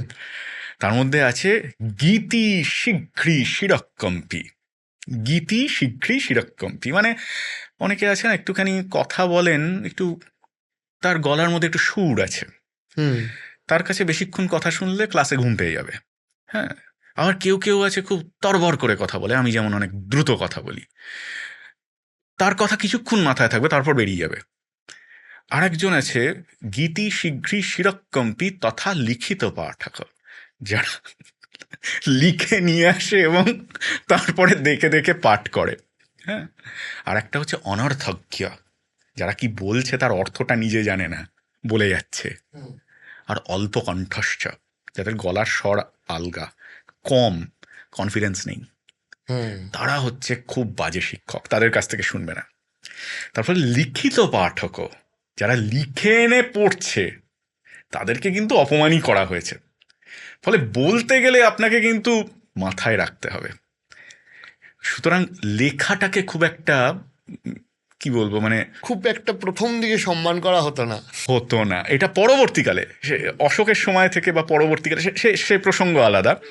তার ফলে কি বেদে এই যে ব্রাহ্মণ কথাটা আছে না, ব্রাহ্মণ শব্দটা কিন্তু ব্রহ্ম মানে হচ্ছে বেদ, এবং ব্রহ্ম বেদকে শেখবার জন্য যে চর্চা, একটা নির্দিষ্ট চর্চার মাধ্যমে বেদটাকে তারা মুখস্থ করত, এবং সেটা 12 বছর, 48 বছর, 24 বছর, যার যত সময় লাগতো। কেউ একটা বেদ পড়তো, কেউ দুটো বেদ পড়তো, কেউ তিনটে বেদ পড়তো, মানে বুঝে নিত, শুনতো বা শুনে মুখস্থ রাখতো। আগে সে 12 বছর ধরে বেদটা মুখস্থ করবে।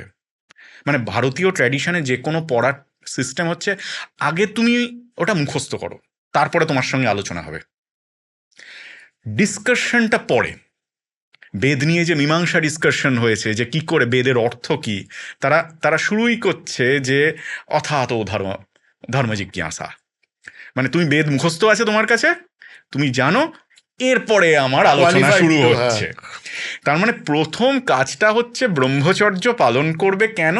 যেমন যেমন আমরা যখন কোনো একটা, আমি থিয়েটারের মানুষ, আমরা যখন কোনো একটা প্রোডাকশনের মধ্যে প্রোডাকশন তৈরি করি, আমাদের কিন্তু একটা একটা ওয়ার্কশপের মাধ্যমে আমাদের যেতে হয়, এবং ওই সংক্রান্ত কোনো একটা টেক্সট পড়া, হয়তো আমি রবীন্দ্রনাথের রক্তকরবী তৈরি করছি, আমরা তো আমরা রবীন্দ্রনাথ পড়ছি, আমরা ভাবছি, আমরা ওইভাবে জীবনযাপন করার চেষ্টা করছি, আমরা একটা ট্র্যাডিশনের মধ্যে দিয়ে যাচ্ছি, যাতে কিনা আমার শরীরের মধ্যে, আমার মননের মধ্যে রবীন্দ্রনাথ আসে। ঠিক সেই রকমভাবে বেদ পাঠের সময়ও, মানে বেদ যখন তারা মুখস্থ করে, তারাও কিন্তু এই ট্র্যাডিশনের মধ্যে দিয়ে যায়, হুম। চর্চার মধ্যে দিয়ে। এবং কেমন করে বেদ পড়তো, মনে রাখতো পুরো সাউন্ডে। এটাকে বলতে হচ্ছে যাতে কোনো বিকৃতি না হয়ে যায়, বেদের কোনো একটা শব্দও যাতে হারিয়ে না যায়, সেই জন্য অষ্ট বিকৃতিতে পাঠ ছিল। অষ্ট বিকৃতিটা খুব মজার জিনিস, আমি ডিটেল বলতে গেলে এখন ঘুমিয়ে পড়া হবে, কিন্তু একটা দুটো উদাহরণ দিলে আপনি বুঝতে পারবেন। মানে ধরুন পদপাঠ, ঘনপাঠ, হ্যাঁ, সংহিতা পাঠ, এইরকমভাবে অনেক রকম পাঠ ছিল। মানে ব্যাপারটা ধরুন একটা একটা ঋগ্বেদের প্রথম মন্ত্র হচ্ছে অগ্নিম ইড়লে পুরোহিতম। অগ্নিম ইড়লে পুরোহিতম, এই যে তিনটে শব্দ, ওরা হয়তো এরমভাবে পাঠ করতো, অগ্নিম ইড়লে, ইড়লে অগ্নিম, অগ্নিম পুরোহিতম, পুরোহিতম ইড়লে। মানে একই শব্দ আপনার 8 রকমভাবে, মানে একটাই বাক্য আপনার 8 রকমভাবে পারমিনেশন, কম্বিনেশনে, মালাপাঠ, জটাপাঠ, ঘনপাঠ, এই রকমভাবে করতো। একবার শুরু থেকে শেষ, শেষ থেকে শুরু, মাঝখান থেকে শুরু, মাঝখান থেকে শেষ, যাতে একটা শব্দও না হারিয়ে যায়। ওয়াও। তার মানে একটা মন্ত্র পড়তে হতে পারে আপনার 20 মিনিট চলে গেল। তার ফলে একটা শব্দও যাতে হারিয়ে না যায়, এবং ওই সুরে, কানের মধ্যে ওই সুর থাকে মানুষের, কিন্তু এইভাবে কিন্তু বেদকে রক্ষা করেছে। এবং তারপরেও হারিয়ে গেছে, তারপরেও তার পাঠের ভেরিয়েশন হয়েছে, সেই জন্য বেদের অনেক শাখা আমরা পাই, অনেক শাখা হারিয়েও গিয়েছে। কিন্তু এই ট্র্যাডিশনটা ছিল, তারপরেও যেটুকু রেখেছে সেটাও কিন্তু বিশাল। এবং আমাদেরই পূর্বপুরুষরা করেছে, তারাও মানুষ ছিল, তার মানে চাইলে আমরাও পারি। এমন নয় যে আমাদের বুদ্ধি কিছু কম আছে, কিন্তু আমরা ওই আর কিছু ছেড়ে, সব কিছু ছেড়ে আমরা তো ওটা করিনি। এবং আমরা মানে সংস্কৃত কলেজে বা এরকম কিছু অধ্যাপক দেখেছি যাদের এখনো পাণিনি ব্যাকরণের সব সূত্র মুখস্থ এখনকার দিনে। তার মানে তার মানে সেটা সম্ভব এখনো। আমরা কি পড়ি অত? আমাদের তো চারিদিকে মন ঘুরে বেড়ায়। এই যে বেদ, এই বেদটা তো সংস্কৃতে তখন চর্চিত হতো। এখন ঘটনা হচ্ছে সংস্কৃত ভাষাটা এই যে ডেলি ল্যাঙ্গুয়েজে, মানে প্রতিদিনের যে কথাবার্তার মধ্যে থাকা, এইটা কোন সময় অবধি ছিল? আচ্ছা, এইটা নিয়ে না একটা ডিসপিউট আছে। প্রথমত হচ্ছে, বৈদিক সংস্কৃতটা কিন্তু ঠিক এখন যে ক্লাসিক্যাল সংস্কৃত তার মতো নয়। আচ্ছা। মানে রামায়ণ মহাভারত যে সংস্কৃত ভাষায় লেখা হয়েছে সেটা পরবর্তীকালীন মানে সেটাও যীশুখ্রিস্টের জন্মের আগে থেকে শুরু হচ্ছে। সেটাকে আমরা বলি ক্লাসিক্যাল। মানে যেহেতু ক্লাসিক গুলো রামায়ণ মহাভারত পুরাণ ভাগবত এগুলো সব, ইনফ্যাক্ট কালিদাস, এরা সবাই হচ্ছে ক্লাসিক্যাল সংস্কৃতে লেখা। বেদটা হচ্ছে আরো পুরনো, আরো আর্কাইক, মানে প্রাচীন সংস্কৃততে লেখা। ফলে হঠাৎ করে আপনাকে যদি একটা বেদের লাইন তুলে আমাকে যদি বলা হয় যে আচ্ছা আপনি তো সংস্কৃত পড়েছেন, আপনি একটুখানি বুঝিয়ে দিন তো, খুব শক্ত। আমি হয়তো একটা দুটো শব্দ ধরতে পারবো, কিন্তু সব ধরতে পারবো না। তার কারণ হচ্ছে শব্দগুলোর রুট হারিয়ে গেছে। তাহলে আমরা বেদ বুঝছি কি করে? কারণ বেদকে বোঝার জন্যও কিন্তু একটা সায়েন্স তৈরি হয়েছিল। কারণ ওটা এত পুরনো যে বেদের মন্ত্রগুলোকে বোঝার জন্য কিন্তু নিরুক্ত ব্যাকরণ, মানে নিরুক্ত হচ্ছে ডিকশনারি, যেটা জাস্কর লেখা, এবং সেখানে মেথোডোলজিটা আছে, মানে যে শব্দটার অর্থ আমি জানি না সেই শব্দটার অর্থ কি করে বের করতে হয়। এবং উনি উদাহরণ দিয়ে দিয়ে দেখিয়েছেন, এবং উদাহরণ দিতে গিয়ে, অনেক শব্দের উদাহরণ দিতে গিয়ে এক একটা বেদের মন্ত্র কোট করে উনি তার মিনিং দিয়েছেন। মানে এখনকার মতো তো ডিকশনারিটা ছিল না, সেটাও তো ইভলভ করেছে। কিন্তু 6th সেঞ্চুরি বিসিতে যে ডিকশনারি তৈরি হচ্ছে বা আরও পুরনোতে, এবং মজার ব্যাপার হচ্ছে সেখানেও কিন্তু জাস্কো তার প্রিডিসেসরদের নাম বলছে। সেইগুলো আমরা পাইনি, আমরা শুধু জাস্কোর টেক্সটটা পাচ্ছি। তার মানে এই ট্র্যাডিশনটা ধরে ধরে কিন্তু আমরা বেদের মিনিং করছি, এবং শুধু মিনিং করছি। পরবর্তীকালে সায়নাচার্য, যিনি কিনা বিজয়নগর সাম্রাজ্যের সময় হুক্কো হাম্পি ওখানে ছিলেন, উনি কিন্তু চতুর্বেদ, 4টে বেদেরই টোটাল ভাষ্য করেছেন, কমেন্টারি। ফলে আমাদের বেদ মানে বুঝতে গেলে একটা আমাদের কিন্তু সায়নের ওপর নির্ভর করতে হয়, কারণ উনি ওই ট্র্যাডিশনটাতে থেকে বেদটা পড়েছেন এবং আমাদের মতন অর্বাচীনদের জন্য একটা কমেন্টারি বানিয়ে গেছেন, যেটা পড়ে আমরা শব্দগুলো মিলিয়ে মিলিয়ে অর্থ করছি। এবং এখন রিসার্চাররা আরও যেটা দেখছেন যে সায়নও সব অর্থ ঠিক করেননি। আচ্ছা। কারণ সেগুলো কনফার্ম করছে তারা ব্রাহ্মণ লিটারেচার, নিরুক্ত, এগুলো দিয়ে। তার ফলে বেদের ল্যাঙ্গুয়েজটা কিন্তু খুবই আর্কাইক। আপনি যদি আমার ব্যক্তিগত মত শুনতে চান, তাহলে আমি কিন্তু বলবো যে হয়তো বৈদিক টাইমে মানুষের ভাষা কিছুটা ছিল, মুখের ভাষাই ছিল হচ্ছে সংস্কৃত। আচ্ছা। এবং এই সংস্কৃতটা কিন্তু, মানে আমি যে সংস্কৃত রামায়ণ মহাভারতে যেটা লেখা হয়েছে সেই সংস্কৃত নয়, আচ্ছা। আর্কাইক সংস্কৃত। কারণ বেদে কত রকম জিনিস আছে। বেদে কিন্তু দেবদেবীর কথাও যেমন আছে, এই দেবদেবীরা অন্য রকম, তাদের কাছে হয়তো চাইছে যে আমাকে অন্ন দাও, এরকম প্রার্থনা আছে। আবার আছে যে কৃষিকাজ করছে, তার বর্ণনা আছে। আবার কোথাও আছে হয়তো কোনো একজন কিতব, মানে হচ্ছে জুয়া খেলে এসেছে, তার একটা বিলাপ আছে। হ্যাঁ, মানে এইরকম অনেক কিছু আছে। তার ফলে এইগুলো না বিভিন্ন সেক্টের মানুষের কাছ থেকে এসেছে। ফলে সেগুলো, মানে তারা যে সবাই খুব আধ্যাত্মিক, মানে বেদে আমরা সেই বলি সব যে মানে রিলিজিয়াস হিম বলি আমরা, মন্ত্র বা সূক্ত, সেগুলো আছে তা নয়। অনেক সেকুলার হিউমও আছে, মানে রোজকারের জীবনযাত্রার জিনিস আমাদের বেদের মধ্যে পাওয়া যায়। তার ফলে কি বিভিন্ন সেক্টের কাব্য বিভিন্ন জীবন জীবন কাহিনীর কাহিনী তার মধ্যে তার আছে, মধ্যে আছে। বিভিন্ন ঋষিদের দেখা। আচ্ছা, এইখানে একটা কথা বলুন, এই যে বেদ বা ব্রহ্ম যাকে বলা হতো, সেই বেদের চর্চা যারা করতো সেখান থেকে কি এই ব্রাহ্মণ কথাটার একদম তাই, উৎপত্তি? কারণ ব্রহ্ম শব্দটাই তো তার মধ্যে আছে, তারা ওটা আচ্ছা। নিয়েই থাকতো। এবং ব্রাহ্মণ মানে হচ্ছে যে আমি নিজে ব্রাহ্মণ, মানে ব্রাহ্মণ মানে অন্তত সেই আমলে ছিল যে কিনা ওই একটা গোটা বেদ মুখস্থ করে সে নিজেকে একটা লাইব্রেরি বানিয়ে ফেলেছে। এবং কাস্ট মাইগ্রেশন হতো, আমরা বিশ্বামিত্র রেফারেন্স পাই। বিশ্বামিত্র যে মুনি ছিল, মানে তিনি ছিলেন হচ্ছে আসলে একজন ক্ষত্রিয়ের সন্তান, মানে জন্মগতভাবে সে ক্ষত্রিয়, কিন্তু তিনি ব্রাহ্মণ হয়েছিলেন, মন্ত্রদ্রষ্টা হয়েছিলেন। অর্থাৎ তার মানে তিনি, কি, তার মানে কি আমরা যেমন এখন ব্রাহ্মণের ছেলে ব্রাহ্মণ হচ্ছে তা নয়, কিন্তু তার মাইগ্রেশন হচ্ছে, সে ক্ষত্রিয় ছিল, সে ব্রাহ্মণ হচ্ছে। অর্থাৎ তখনকার কাস্টটা ছিল কোয়ালিটি বেসিস। হ্যাঁ, মানে তাকে অ্যাচিভ করতে হতো সে কি হচ্ছে। তো তো এইরকম বিষয়। কিন্তু পরবর্তীকালে আমরা যদি হিস্টোরিক্যাল রেফারেন্স দেখি তাহলে দেখব অশোক, আম, তিনি কিন্তু ইনস্ক্রিপশনগুলো যে খোদাই করছেন, অভিলেখ, সেগুলো কিন্তু লেখা হচ্ছে, মানে আমি বলছি মৌর্য পিরিয়ডে, তখন কিন্তু সেগুলো লেখা হচ্ছে প্রাকৃতে। মানে আমরা যদি মাগধী প্রাকৃতে লেখা হচ্ছে, আমরা যদি কান্দাহারের দিকে যাই, সেখানে হয়তো আরামাইক ল্যাঙ্গুয়েজে লেখা হচ্ছে, গ্রিকে লেখা হচ্ছে। দক্ষিণ ভারতে যে আমরা ইনস্ক্রিপশনগুলো পাচ্ছি সেগুলো লেখা হচ্ছে হয়তো লোকালাইজড প্রাকৃতে। তার মানে কি, লোকজনের মুখের ভাষা নিশ্চয়ই সংস্কৃত সেভাবে ছিল না, থাকলেও সেটা ছিল হচ্ছে স্ট্যান্ডার্ড ল্যাঙ্গুয়েজের মতো একটা এলিট ক্লাসের ভাষা। এই এলিট ক্লাসটা শব্দটা হয়তো আমি ইংরেজি থেকে প্রয়োগ করছি, মানে আমি, মানে সাধারণত মানে জনগণ এই ভাষায় স্ট্যান্ডার্ড কথা বলতো না, না।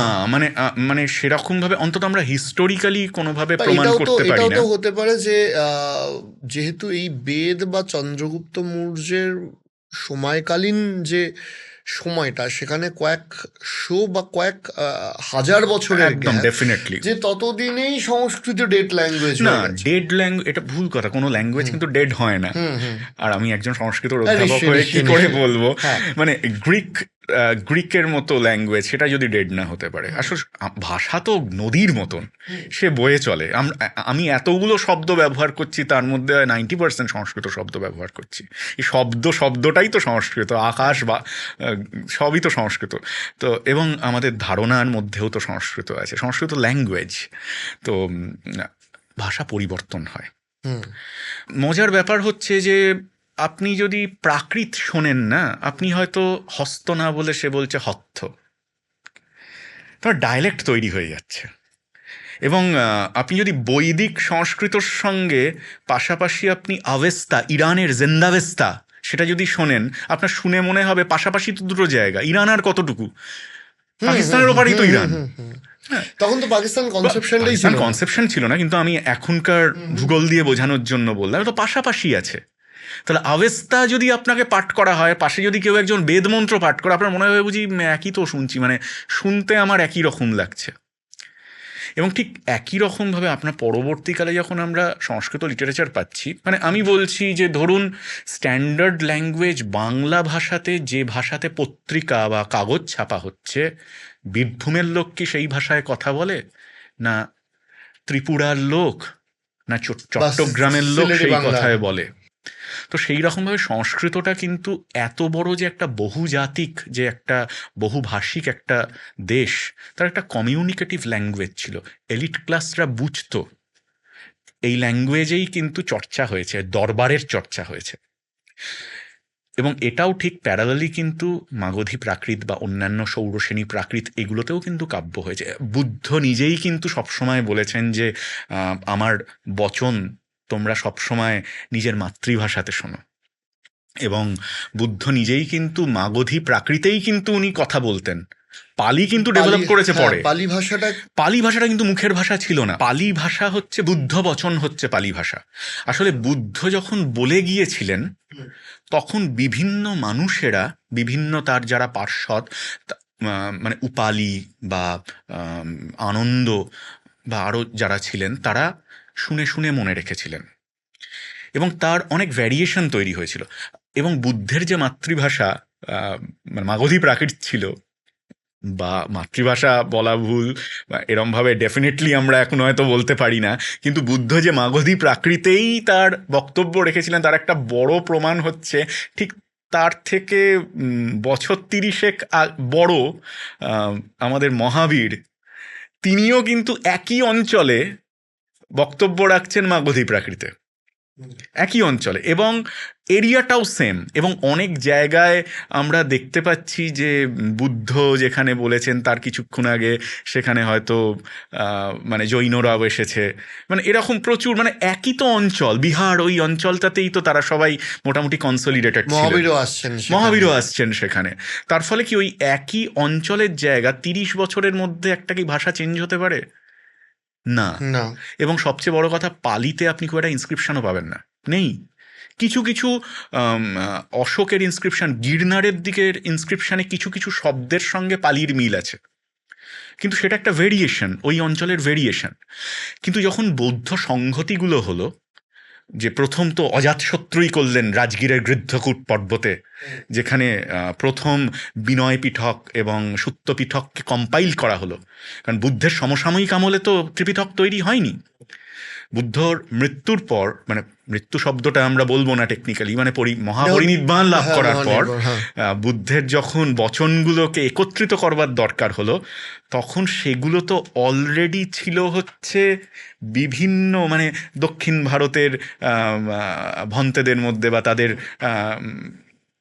মঙ্কদের মধ্যে ছিল, উত্তরপ্রদেশ, বিহার, মানে চারিদিকে ছড়িয়ে লোকজনের মধ্যে তো এটা ছিল। ফলে সেইগুলো যখন এক জায়গায় এসে কনসলিডেটেড হলো, তখন একটা কৃত্রিম ল্যাঙ্গুয়েজ তৈরি হলো, যার সঙ্গে কিন্তু প্রাকৃতের মিল আছে, কিন্তু ওটা কিন্তু পুরোপুরি প্রাকৃত নয়। দ্যাট ইজ পাল্যম, পাল্যম যদ বুদ্ধ বচনম, মানে বুদ্ধের বচনটা রেকর্ড করা হলো পালিতে। এই ত্রিপিটক সাহিত্য আছে পালিতে। আরেকটা কথা হচ্ছে, এই যে গৌতম বুদ্ধ, ইনি তো বেসিক্যালি নিরাকার ঈশ্বরেই বিশ্বাস করতেন। সেখান থেকে এই যে বুদ্ধ মূর্তির কালচারে চলে যাওয়া, এইটা কোন সময় বৌদ্ধ ধর্মের পরিবর্তনের মধ্যে দিয়ে এটা হলো? এটা খুব চর্চিত, মানে অনেকটাই চর্চিত বিষয়, যে এটা আমি প্রথম যখন আমার মনে আছে হায়ার সেকেন্ডারি পড়ি আমি, তখন আমি ফাইন আর্টস নিয়ে আমি একটা আমার পেপার ছিল ফাইন আর্টস, এবং সেখানে থিওরি পড়তে গিয়ে আমি প্রথম এই জিনিসটা খেয়াল করি হুম। যে বুদ্ধের মূর্তি সংক্রান্ত বিষয়। এবং যেহেতু ছোটবেলা থেকে একটু মিউজিয়াম রিলেটেড চর্চা ছিল, বা বাড়ি থেকেও হয়তো মিউজিয়াম ঘুরতে নিয়ে গেছে, তো আমি মিউজিয়ামে যাই দেখতে। আমাদের বাড়ির কাছে হচ্ছে কলকাতা মিউজিয়াম, এবং আম, সেখানে গিয়ে প্রথম জিনিসটাকে আইডেন্টিফাই করি, মানে আমার মতন করে আইডেন্টিফাই করি। এ তো বড় বড় মানুষরা কাজ করে গেছেন, আমি আর কে। তো এটা ঠিক যে বুদ্ধের সমসাময়িক কালে বুদ্ধের কোনো রকম মূর্তি পাওয়া যায় না, ইনফ্যাক্ট বুদ্ধের মূর্তিটা তৈরি করা হতো না। এবং আপনি যদি আমাদের ক্যালকাটা মিউজিয়ামে যান, সেখানে ভারতের একটা স্তূপ আছে, মানে শুঙ্গযুগের স্তূপের যেটা প্যানেল, মানে বাইরের যে তোরণটা, সেটা ক্যালকাটা মিউজিয়ামে রাখা আছে। আপনি ওখানে গিয়ে অনেক প্যানেলের ছবি দেখতে পাবেন, অনেক জাতকের গল্প আছে ওখানে। আচ্ছা। হ্যাঁ, অনেক জাতক, মানে আপনি যদি গল্পটা জানেন আপনি ওটা আইডেন্টিফাই করতে হুম, পারবেন। হুম, হুম। এবং সেখানে গিয়ে আপনি যদি দেখেন যে ধরুন একটা জনগণ এক জায়গায় জড়ো হয়েছে, তারা হচ্ছে উপাসক, একটা বেদির ওপর একটা গাছ, পিপুল গাছ, ওই পিপুল গাছটা হচ্ছে বুদ্ধের সিম্বল, ওটা হচ্ছে বুদ্ধ। আর মানুষজন আছে কিন্তু বুদ্ধের ছবি নেই, মানে বুদ্ধের মূর্তি নেই। ঠিক একই রকমভাবে আপনার ধরুন আহ, সবাই হয়তো কোনো জায়গায় যাচ্ছে, সেখানে একটা ত্রিরত্ন বা একটা হয়েছে হয়তো পাদুকা রাখা, ইট মিনস ওটা হচ্ছে বুদ্ধ। কিন্তু বুদ্ধ কিন্তু নেই, ওটাই হচ্ছে বুদ্ধ, কারণ বুদ্ধকে রিপ্রেজেন্ট করছে ওটা। তার মানে বুদ্ধ কেমন দেখতে ছিল এটা বুদ্ধের পরেও, মানে 300-400 বছর পরেও লোকে জানে না। তো সেটা তাহলে কি কোনো কথা বা কোনো স্ক্রিপ্টে কি কোনো মেনশনও পাওয়া যায় যে গৌতম বুদ্ধকে এইরকম দেখতে ছিল? না, এটা এটা সাসপেন্স থ্রিলার হতে পারে যে এরকম টাইপের। আমার আমার মনে পড়ছে না, আমি খুব ভুলও হতে পারি, যে বোধহয় শরদিন্দু বন্দ্যোপাধ্যায়ের একটা গল্প আছে অমিতাভ বলে, হুম। যদি নামটা যদি আমি ভুল না করি, কিন্তু শরদিন্দুর গল্পতেই একটা পড়েছিলাম। আম, মানে বুদ্ধের সমসাময়িক আমলে বুদ্ধের একটা মূর্তি তৈরি হয়েছিল, এবং সেই মূর্তিটা খুব প্রেশাস, কারণ ওইটার মধ্যেই আছে এক্স্যাক্টলি বুদ্ধ কেমন দেখতে ছিল, কিন্তু আলটিমেটলি সেই মূর্তিটা কোনোভাবে নষ্ট নষ্ট হয়ে যায় বা হারিয়ে যায়, মানে কনিষ্কের মাথা আবিষ্কারের মতন ব্যাপারটা। তো ব্যাপার হচ্ছে যে বুদ্ধের সমসাময়িক কালের কোনো রকম রেফারেন্স নেই যে বুদ্ধ কীরকম দেখতে ছিল, তাহলে তাহলে আমরা এই বুদ্ধকে পাচ্ছি কী করে? হুম। প্রশ্নটা তো সেইখানটাতে। এক্স্যাক্টলি। হ্যাঁ, এবং এটারও একটা মজার জিনিস আছে। তার কারণ হচ্ছে যখন মিনান্দার, মানে যখন ওই শেথুন আক্রমণ হচ্ছে উত্তর পশ্চিম ভারতে, মানে গান্ধার রিজিয়ান পেশোয়ারে, সেইখানে মিনান্দার বলে এক রাজা, তিনি যখন মানে বৌদ্ধ ধর্মগ্রহণ করছেন, মানে আজকের মতন তো আর ধর্মগ্রহণ করা ছিল না, মানে বুদ্ধের বচনের প্রতি তিনি যখন আনুগত্য প্রকাশ করছেন, আম, মানে ফার্স্ট সেঞ্চুরি বিসি থেকে মোটামুটি টাইমটা শুরু। তো সেই রকম সময়ে আম, তিনি দেখছেন যে এরকম নিরাকারের আমি পুজো করতে পারছি না, কারণ সে তো গ্রিক রাজা, ব্যাকট্রিয়া, গ্রিক রাজা, তারা তো পৌত্তলিক, তারা কি করে পুজো করবে? তখন যেটা হয়েছে, তখন কিছু গ্রিক শিল্পী অলরেডি পেশোয়ার অঞ্চল, মানে ওইখানে মানে গান্ধার অঞ্চলে তারা মাইগ্রেট করেছে। কেন মাইগ্রেট করেছে? পার্সিপোলিস ধ্বংস হয়ে গেছে, হুম। এবং ইরান থেকে তারা সব মাইগ্রেট করেছে, এবং সেখানে মাইগ্রেট করে তারা যে শিল্পীদেরকে যখন অর্ডার দেওয়া হলো তুমি বুদ্ধের মূর্তি বানাও, তখন তারা গ্রিক দেবতা অ্যাপেলোকে চেনে, এবং গ্রিক দেবতা অ্যাপেলোর আদলে বুদ্ধর মূর্তি তারা বানালো। আচ্ছা। ক্যালকাটা মিউজিয়ামে গিয়ে দেখলে মজা লাগবে, গান্ধার প্যানেলে বুদ্ধের গোঁফ আছে, বুদ্ধের মাথায় কোঁকড়া কোঁকড়া চুল, বুদ্ধের মাসেল আছে, হুম। বুদ্ধর বেশ গ্রিক স্টাইলের উত্তরীয় আছে, তার বুদ্ধের পায়ে চামড়ার চটি আছে, এবং ইম্পর্টেন্ট হচ্ছে জ্যোতিষ চক্র, পেছনে একটা চক্র আছে। এটা হচ্ছে বুদ্ধ, মানে বুদ্ধ হচ্ছে মানে ভেরি হ্যান্ডসাম অ্যান্ড ইউরোপিয়ান। এবং মানে ইউরোপিয়ান না, গ্রিক, গ্রিক। হ্যাঁ গ্রিক, অ্যাপেলো দেবতার আদলে তৈরি করা। কিন্তু এই যে বুদ্ধ, কিন্তু এখনকার বুদ্ধর যেটা আমরা পাই, তার জন্য আপনাকে যেতে হবে মথুরা মিউজিয়ামে। ওকে। মথুরা শিল্প, আমাদের তো মোটামুটি তিনটে শিল্প, গান্ধার শিল্প, মথুরা শিল্প, আর নিচে হচ্ছে দক্ষিণে হচ্ছে অমরাবতী। হুম। আপনি মথুরা মিউজিয়ামে যে বুদ্ধগুলো দেখবেন সে হচ্ছে অন্তর্মুখী বুদ্ধ, অন্তরের বুদ্ধ, মানে সেখানে বুদ্ধ ধ্যান করছে। ওইখানে গান্ধারের যে বুদ্ধ সে হচ্ছে বাইরের শোভা দেখাচ্ছে। আমরা এখন যে বুদ্ধকে দেখি সেটা হচ্ছে মথুরা শিল্পের আদলের বুদ্ধ। আচ্ছা। তাহলে বুদ্ধ আদপে কেমন দেখতে ছিল জানি না। আপনি থাইল্যান্ডে চলে যান, আপনার বুদ্ধ অন্যরকম, আপনি কম্বোডিয়াতে যান, সেখানে বুদ্ধ অন্যরকম। আচ্ছা, অর্থাৎ এটা রিজিয়ন ভিত্তিক, শিল্প ভিত্তিক তৈরি তাই তো হয়েছে। হয়, আমরা তো দেবতাকে আমাদের আমাদের মতন করেই গড়ে তুলি। মানে ইতিহাস শেষ হবে না। ইতিহাস শেষ হবে না, ইতিহাস তো আপনার অনন্ত সাথে প্রবাহ। একটা এপিসোডও শেষ হবে না ডেফিনেটলি। আমি আমি আমি আমি শেষের দিকে যেখান থেকে শুরু করেছিলাম সেখান থেকে শেষ করতে চাইছি। চাণক্যের কথা হচ্ছিল, তারপরে বিন্দুসার, তারপর অশোক, এবং ওই সময় রেফারেন্স অনুযায়ী যা বোঝা যাচ্ছে যে চন্দ্রগুপ্ত মৌর্য জৈন ধর্মকে ফলো করতেন। হুম। পরবর্তীকালে অশোকের সময় বৌদ্ধ ধর্মের একটা বারবারন্ত বা প্রচার প্রসার দেখা গেল। এই জৈন ধর্ম থেকে বৌদ্ধ ধর্ম, এই শিফটটা কোন সময় থেকে শুরু হলো? না, আসলে ওই রকম ভাবে না কখনোই, যে মানে আজ জৈন ধর্ম হচ্ছে কাল বৌদ্ধ ধর্ম, এরকম ছিল না। এগুলো সবটাই কিন্তু একটা ছোট ছোট মতবাদ ছিল, এবং এরা কিন্তু প্রত্যেকেই এসেছিল হচ্ছে মানে বৈদিক ধর্মকে প্রতিবাদ করে। তার একটা বিগ হিস্ট্রি আছে, এখন সেটা বলতে গেলে আর একটা পডকাস্ট হবে।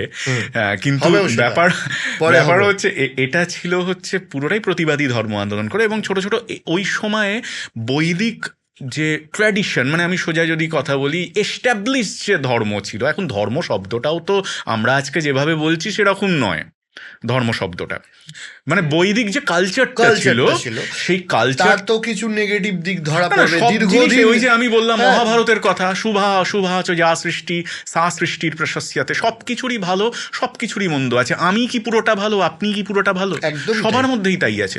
সেই ধর্মের মধ্যেও ছিল, বৈদিক কালচারের মধ্যেও ভালো মন্দ ছিল, কিন্তু সেইখান থেকেই প্রতিবাদ বেরিয়ে এসেছে। আমরা সিস্টেমের মধ্যে থেকেই তো সিস্টেম বেরোয়। হুম হুম হুম হুম হুম।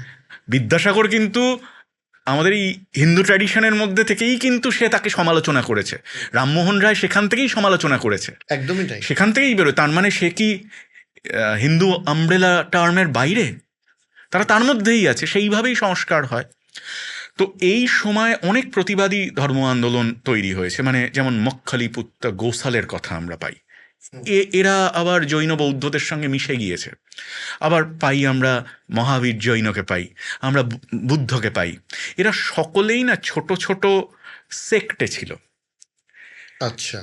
এবং যদি সত্যিই বলতে হয় যে বৌদ্ধ ধর্ম কেন জিতে গেল, জৈনরাও আছে এখনো, তারা তুলনামূলক অনেক কঠোর, এবং তারা অনেকটা বেশি তারা রিজিড। রিজিড শব্দটা হয়তো এভাবে বলাটা ভুল হবে, তারা নিজেদের মধ্যে থাকতেন এবং সেইভাবে আন্তর্জাতিক হওয়ার চেষ্টা করেননি। সেজন্য এখনও কিন্তু জৈন পপুলেশন খুবই কম। এখনো পর্যন্ত আমাকে যদি জৈন ম্যানুস্ক্রিপ্ট যদি কোনো খুঁজতে যেতে হয় কোনো একটা জৈন লাইব্রেরিতে, আমাদের অনেক বিধিনিষেধ পেরিয়ে যেতে হয়, কারণ এখনও তারা ম্যানুস্ক্রিপ্ট দিতে চায় না। কিন্তু সেখানে বৌদ্ধরা অনেক আগে এগিয়ে গেছে, এবং সেই কারণে আমাদের যে ইতিহাসটা রিকনস্ট্রাকশন হয়েছে না, অধিকাংশই বৌদ্ধ টেক্সট দেখে হয়েছে। জৈনদের একটা দুটো যারা পেয়েছেন, ভগবতী সূত্র, এইগুলো দেখে রিকনস্ট্রাকশন হয়েছে। কিন্তু জৈনদেরও কিন্তু, তারাও কিন্তু প্যারালালি রেকর্ড করেছে, তাদেরও কিন্তু প্যারালালি বৌদ্ধদের মতন বড় লিটারেচার আছে প্রাকৃতে। কিন্তু সেইগুলো এখন চর্চা হচ্ছে, হচ্ছে না তা নয়, বিদেশে বেশি হচ্ছে, আমরা কম করছি। কিন্তু আমাদের বৌদ্ধরা যেটা করলো, বৌদ্ধরা রাজ পৃষ্ঠপোষকতা পেল, এবং সেটা অশোকের সময়। হুম। এবং আমরা জানি যে ভদ্রবাহুর আমি নেতৃত্বে, এই শিফটের জন্যই আসছি যে রাজ পৃষ্ঠপোষকতাটা তো চন্দ্রগুপ্ত মৌর্যের সময় জৈনরাও পেয়েছিল। না ঠিক সেভাবে যে আপনি যেটা বলছেন যে পেয়েছেন তা নয়। আসলে জৈনদের একটা টিম যখন নর্থ ইন্ডিয়াতে, ইন্ডিয়া শব্দটাই ছিল না, আমি আর কি বলবো, যখন উত্তর আর্যাবর্ত, আরো ভালো করে বলা ভালো, যে আর্যাবর্তের উত্তরে যখন একটা দুর্ভিক্ষ হয়েছিল, হয়তো আজ লা নিনা এল নিনা কিছু একটা হয়েছিল, দুর্ভিক্ষ হতো, এই দুর্ভিক্ষের রেফারেন্স প্রচুর আছে। আর আজকের মতন তো এত খাবার সরবরাহ এরকম ছিল না। সেই রকম দুর্ভিক্ষের সময় জৈনদের একটা বিগ টিম মাইগ্রেট করে দক্ষিণে। আচ্ছা। এবং সেই সময়ে চন্দ্রগুপ্ত মৌর্য তখন বয়স হয়ে গেছে, বৃদ্ধ হয়ে গিয়েছেন। উনি কিন্তু ওই ভদ্রবাহুর নেতৃত্বে ওই টিমের সঙ্গে উনি চলে এসেছিলেন। আর মগধ কিন্তু একটা অদ্ভুত ভূমি, আমাদের বাংলাও তো তাই, সেন্ট্রিপেটাল, সেন্ট্রিফিউগাল নয়, সেন্ট্রিপেটাল, অর্থাৎ যেটা ট্র্যাডিশন চলছে তার বাইরে গিয়ে বের কথা বলে। হুম। আপনি যদি মগধের প্রাচীন ট্র্যাডিশনও দেখেন, জরাসন্ধ তারা কিন্তু কৌরবদের থেকে আলাদা ছিল, কৃষ্ণদের থেকে আলাদা ছিল, তাই না? তো তো সেরকমভাবে বুদ্ধ জৈন সবাই এই মগধের ভূমি থেকে উঠেছে। হুম। তো এরা সবাই কিন্তু অন্য রকম। তার ফলে স্বাভাবিকভাবেই চন্দ্রগুপ্ত মৌর্য যে মগধ অঞ্চলে রাজত্ব করেছে, তার তো এই ইনফ্লুয়েন্স থাকবেই। সে জৈনদের ধর্মকে গ্রহণ করেছে বলাটা ভুল, তাহলে এইরকম এই ভাবে ফলোয়ার। চন্দ্রগুপ্ত মৌর্য যখন শুরু করেছেন বা হুম। আগে, জৈনদের মতামত গ্রহণ করার আগে, তখন তো তিনি হিন্দু ছিলেন। আবার ও মুশকিল আচ্ছা। হচ্ছে যে হিন্দু শব্দটা শব্দটাই, কোনো হ্যাঁ। সংস্কৃত প্রাকৃত বা কিছুতেই নিয়ে, বেহিস্তান ইনস্ক্রিপশনে আমরা বেহিস্তান ইনস্ক্রিপশন মানে ওই যেখানে, আর্যাবর্ত যে কালচার, যেটাকে হিন্দুইজম বলা হচ্ছে এখন, হ্যাঁ মানে সেই হিন্দু তো একটা আমব্রেলা টার্ম, আমব্রেলা টার্ম, যেটা পুরোপুরি আমরা পরবর্তীকালে পার্সিয়ানদের কাছ থেকে পেয়েছি, তারপরে ইউরোপিয়ানরা, মানে হিন্দু, সিন্ধু। হ্যাঁ। একটা খুব মজার শ্লোক মনে পড়লো, ব্যাপারটা বোঝা যাবে। যদিও আমাদের অনেকেরই অরিজিন পূর্ববঙ্গ, হ্যাঁ, আমি যদিও পশ্চিমবঙ্গের ঘটি, কিন্তু আমার স্ত্রী পূর্ববঙ্গের, আমার মামার বাড়ি পূর্ববঙ্গের। কিন্তু মানে উদাহরণটা দিলে বোঝা যাবে, মানে সংস্কৃত লোকজন কি পরিমাণে রসিক ছিল বোঝা যায়। তারা বলছে আশীর্বাদং ন গৃহ্ণীয়াৎ পূর্ববঙ্গ নিবাসিনাম। পূর্ববঙ্গ নিবাসী যারা, তাদের কাছে আশীর্বাদ গ্রহণ করবে না। কেন না? শতায়ুরীতি বক্তব্যে হতায়ুরীতি ভবিষ্যতি। তাকে যদি আশীর্বাদ দেওয়া হয় যে শতায়ুর ভব, আসলে সে তো স উচ্চারণ করতে পারবে না, সে বলবে হতায়ুর ভব, মানে শালা নয় হালা। হুম হুম, তো ঠিক এই রকম ভাবে তারাও সিন্ধু বলতো না, তারা বলতো হিন্দু। হিন্দু। এটা তো ফোনেটিক্যাল চেঞ্জ, তাই না? মানে ওটা হচ্ছে দারায়ুসের যে কবর আছে সেখানে কিন্তু এই ইনস্ক্রিপশনে পাওয়া যায় শব্দটা সিন্ধু, হিন্দু পাওয়া যায়। পরবর্তীকালে গ্রিকরা কিন্তু ওই ইন্দাস থেকে ইন্ডিয়া এইগুলো হয়েছে। ফলে আজকে আমরা যেরকমভাবে ধর্মটা নিয়ে ভাবছি, ইনফ্যাক্ট ধর্ম ব্যাপারটাই সেরকম নয়। ট্র্যাডিশন ছিল, কালচার ট্র্যাডিশন, ছিল, হ্যাঁ। কালচার, কত ট্র্যাডিশন কত ছিল, ট্র্যাডিশন কত ছিল। ট্র্যাডিশন, বৌদ্ধ ট্র্যাডিশন, জৈন ট্র্যাডিশন, সবই তো ট্র্যাডিশন। হ্যাঁ, যেখানটা দাঁড়াচ্ছিলাম যে এবার যে মানে মহাবীর জৈনের যারা ফলোয়ার ছিল, তারা কি মগধে এসেছিল না তারা দক্ষিণ ভারতে না এসেছিল? না না, মগধে সব কিছুর উৎপত্তি কিন্তু মগধ, তারা মগধেই এই আসে। অঞ্চলে। হ্যাঁ, এবার এবার মানে চন্দ্রগুপ্ত মৌর্যর পরে এই মানে পরবর্তীকালে এই যে একটা মাইগ্রেশন হয়, মানে তারা যে চলে আসে, একটা সেক্ট তারা দক্ষিণ ভারতে চলে আসে, আচ্ছা। কিছু লোক। এ তো যখনই বুদ্ধের পরিনির্বাণ লাভ করবার পরেও অনেকে অনেক দিকে ছড়িয়ে গেছে। সেই জন্যই তো সংহতির দরকার হয়েছিল বৌদ্ধ সংগীতিগুলোর। তো সেই রকমভাবে তারপরেও হয়েছে। মহাবীর আমাদের চন্দ্রগুপ্ত সেই রকম একটা ভদ্রবাহুর নেতৃত্বে চলে এসছে দক্ষিণ ভারতে, শ্রবণবেলগোলা। হুম। ওখানেই ওনার মৃত্যু হয়েছে। ওখানে চন্দ্রগুপ্ত মাউন্টেন আছে, ওখানে যদি বেড়াতে যান তো সেটা দেখতে পাবেন। তো এবং তারপরে ব্যাপার হচ্ছে যে আপনি যেটা বলছেন যে আচ্ছা, ওনার আমি অনশনে মৃত্যুটার কি কোনো দ্বিমত আছে, না ওটাই না, ঘটেছিল? আমরা যে রেকর্ড প্রায় সেই হুম। অনুযায়ী আমরা বলছি যে ওনার প্রায়োপবেশনে মৃত্যু হয়েছে, কারণ জৈন মত অনুযায়ী সবচেয়ে মানে পবিত্র মৃত্যু হচ্ছে প্রায়োপবেশন। মানে একটা সময়ের পর আমি দেখলাম যে শরীর আমার জীর্ণ হয়েছে, অঙ্গং গলিতং পলিতং মুন্ডং, তো সেই সময় এবার শরীর ত্যাগের সময় এসেছে। এটা এই প্রায়োপবেশন কিন্তু মানে আমি আজকের দিনে আত্মহত্যা বলতে পারি, কিন্তু অত সহজভাবে ব্যাখ্যা করা নয়। মানে সে কিন্তু জীবনকে পূর্ণ উপভোগ করে এবার সে জীবনের ভারকে সে ত্যাগ করতে ত্যাগ চাইছে। করতে চেয়েছে। মানে সেই প্রায়োপবেশনে তার মানে সে নাকি দেহত্যাগ করেছে, এরকম আমরা ইতিহাসে পাই। এবার ইতিহাস তো সব সময় সব সঠিক নয়। সময় সঠিক নাও তাহলে হতে এখানে পারে। বৌদ্ধিস্ট কালচারটা কবে থেকে এলো? হ্যাঁ, এইবারে আমি বলছি বৌদ্ধিস্ট কালচার তো প্যারালালি চলছে। চলছে। এবার মজার ব্যাপার হচ্ছে আমি মানে আমার বাবা যাকে ফলো করে, আমি যে সবসময় তার ফ্যান তো নাও হতে পারি, হুম, একদমই তাই। তাই না? ফলে ঠাকুরদাদা চন্দ্রগুপ্ত মৌর্য যাকে ফলো করেছে, বিন্দুসার বা অশোক তাকে ফলো নাই করতে পারে, কিন্তু ট্র্যাডিশনটার মধ্যে কিন্তু সেম ব্যাপারটাই আছে, প্রায় কাছাকাছি। প্রায় কাছাকাছি। এবং বুদ্ধিস্টরা বরং আমি বলবো যে জৈনদের তুলনায় অনেক বেশি মানে বুদ্ধিস্ট মতটা অনেক বেশি সহজ। হুম। মানে সহজ বলতে সাধারণ মানুষ ফলো করতে পারে, ফলে সেটা একটা অ্যাট্রাকশনের কারণ হতে পারে। আর অশোক পুরোপুরি তার আহ, পৃষ্ঠপোষকতা করেছেন, কারণ দূর দূরান্ত পর্যন্ত উনি স্তূপ রচনা করেছেন, এবং এই স্তূপগুলো প্রত্যেকটাই একটা জিও পলিটিক্যাল এরিয়ায় ছিল। এবং সেই সঙ্গে উনি তো অশোকের যে ধম্ম প্রচার উনি যেটা করেছেন, ইয়াং ধম্মলিপি বলে বিভিন্ন জায়গাতে, ইনফ্যাক্ট লিপির যে কনসেপ্ট তৈরি হচ্ছে তার আগে তো পুরোটাই ট্র্যাডিশন ছিল হচ্ছে বেদ নির্ভর, শ্রুতি নির্ভর ট্র্যাডিশন।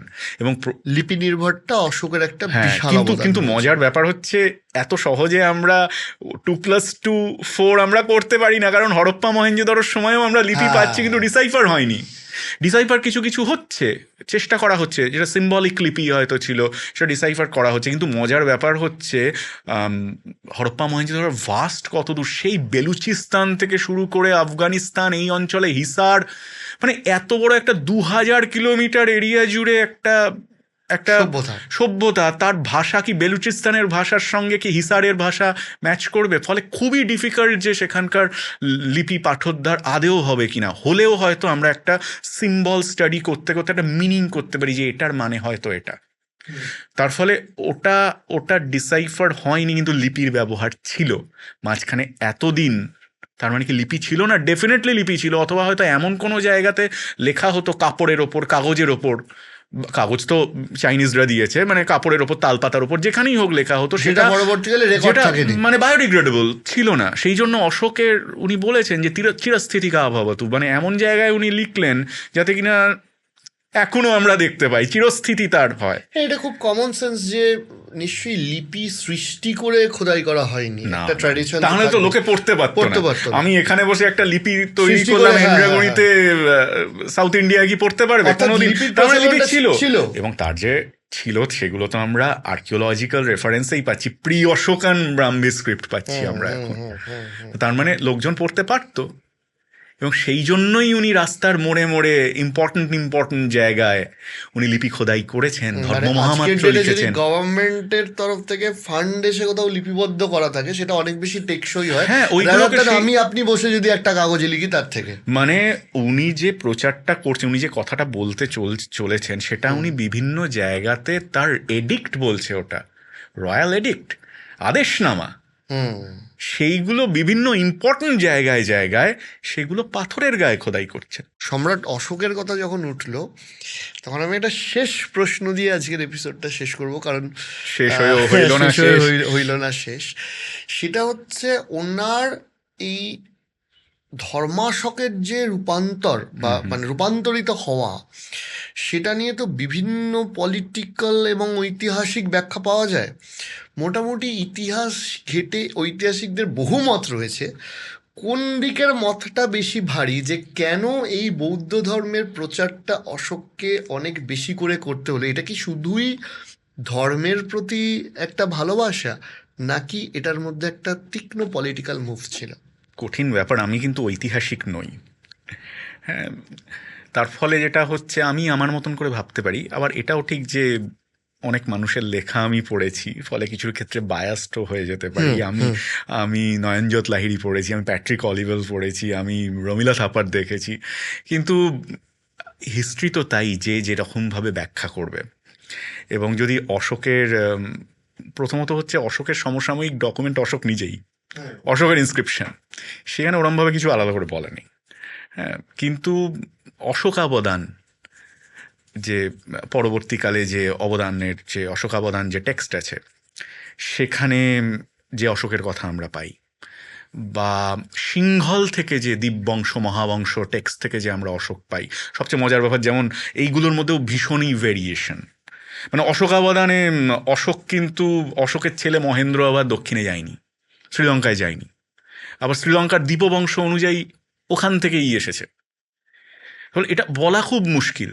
যেমন এখন অনেকেই স্যাঙ্গুইন করছে যে অশোকের এই বৌদ্ধ ধর্মের প্রতি যে অনুরাগটা, এটা কলিঙ্গ যুদ্ধের আগে থেকেই ছিল। আচ্ছা। হ্যাঁ, এবং ওনার যে একটা অনুশাসন আছে, 13 নম্বর অনুশাসন, তাতে উনি তো সত্যিই তো উনি অনুশোচনা দিয়েছেন। এটা নিয়ে অনেকে বলেছেন যে যে এটা অশোকের ভণ্ডামি হয়তো, যে যেখানে কিনা এত লক্ষ লোক মারা গিয়েছে তার যে হিসেব উনি দিচ্ছেন, সেইগুলো উনি লিখছেন যে আই অ্যাম সরি। মানে এত বড়, মানে আমি জানি না ইতিহাসের আর কোনো রাজা এরকমভাবে ক্ষমা চেয়েছেন কিনা। প্যাট্রিক অলিভেল খুব সুন্দরভাবে এটা নিয়ে আলোচনা করেছেন।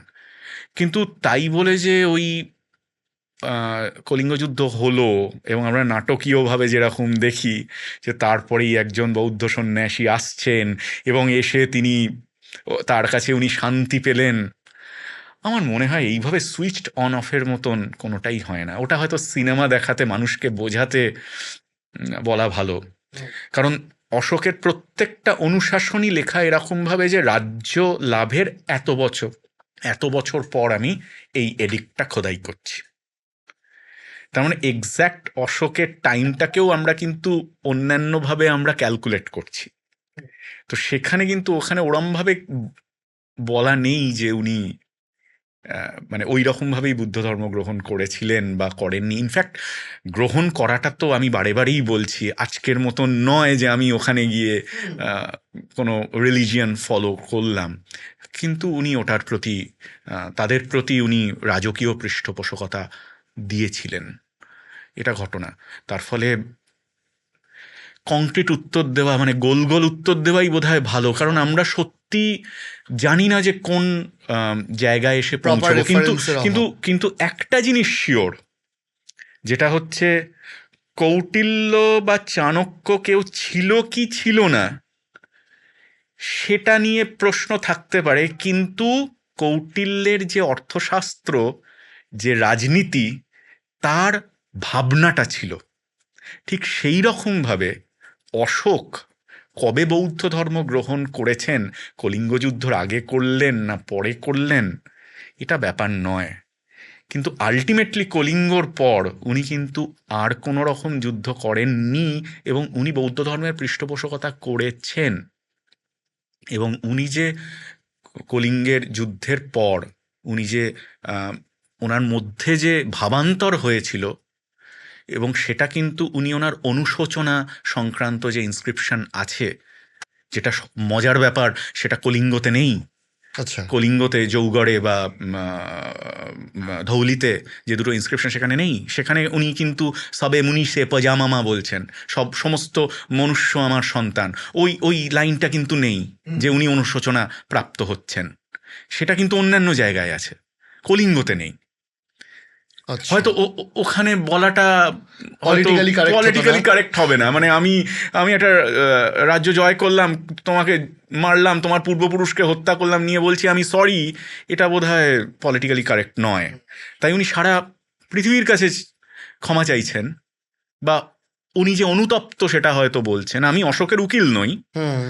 কিন্তু আমরা যা ডকুমেন্ট পাই, আমরা হিস্টোরিয়ানদের কাছ থেকে যেটা পাই, সেটা উনি কলিঙ্গতে বলছেন সেটা না। উনি কলিঙ্গতে বলছেন না। এটা হয়তো স্ট্র্যাটেজি। এটা তো আজকের ডেটের ভারতবর্ষ। আজকের দেশ যে সেই যে পলিটিক্স সাউথ ইন্ডিয়াতে চলে, সেই পলিটিক্স থোড়ি না উড়িষ্যা কিংবা বাংলায় চলে। তাই তো হয়, তাই রাজনীতি জন্যই তো হিস্ট্রি রিপিটস। রাজনীতি যেখানে ছিল সেখানেই থেকে গেছে, শুধু মানুষ কিংবা ফর্মগুলো বদলে গেছে। একদমই তাই। অনেক ভালো লাগলো। মানে এই আড্ডার শেষ এখানে না, আমি বলতে পারি একটা পজ নিলাম আমরা। এবং আমাদের যে কথাগুলো আপনার সাথে হচ্ছিল, যে যদি আমরা সেইভাবে প্ল্যান অনুযায়ী, প্ল্যান বলবো না, সেই ভাবনা চিন্তা অনুযায়ী কাজ করতে পারি, তাহলে ডেফিনেটলি দর্শকদেরও ভালো লাগবে, আমারও ভালো লাগবে। আমারও ভালো লাগবে। আজকে অনেক ধন্যবাদ এতটা সময় দিলেন, শুধু তাই না এতটা দূর থেকে এসছেন বলে। তবে আমার মনে হয় আমাদের এই আড্ডাটা আমি যতটা এনজয় করলাম, দর্শকরাও কিন্তু তাড়িয়ে তাড়িয়ে সেটা এনজয় করবেন। তাই হোক, তবে তাই হোক। তবে তাই হোক। আজকে আসার জন্য অনেক অনেক ধন্যবাদ। Thank you so thank much. You. এখানেই শেষ করছি। নিশ্চয়ই পরবর্তী এপিসোডগুলোতে আপনাদের সাথে আবার দেখা হবে।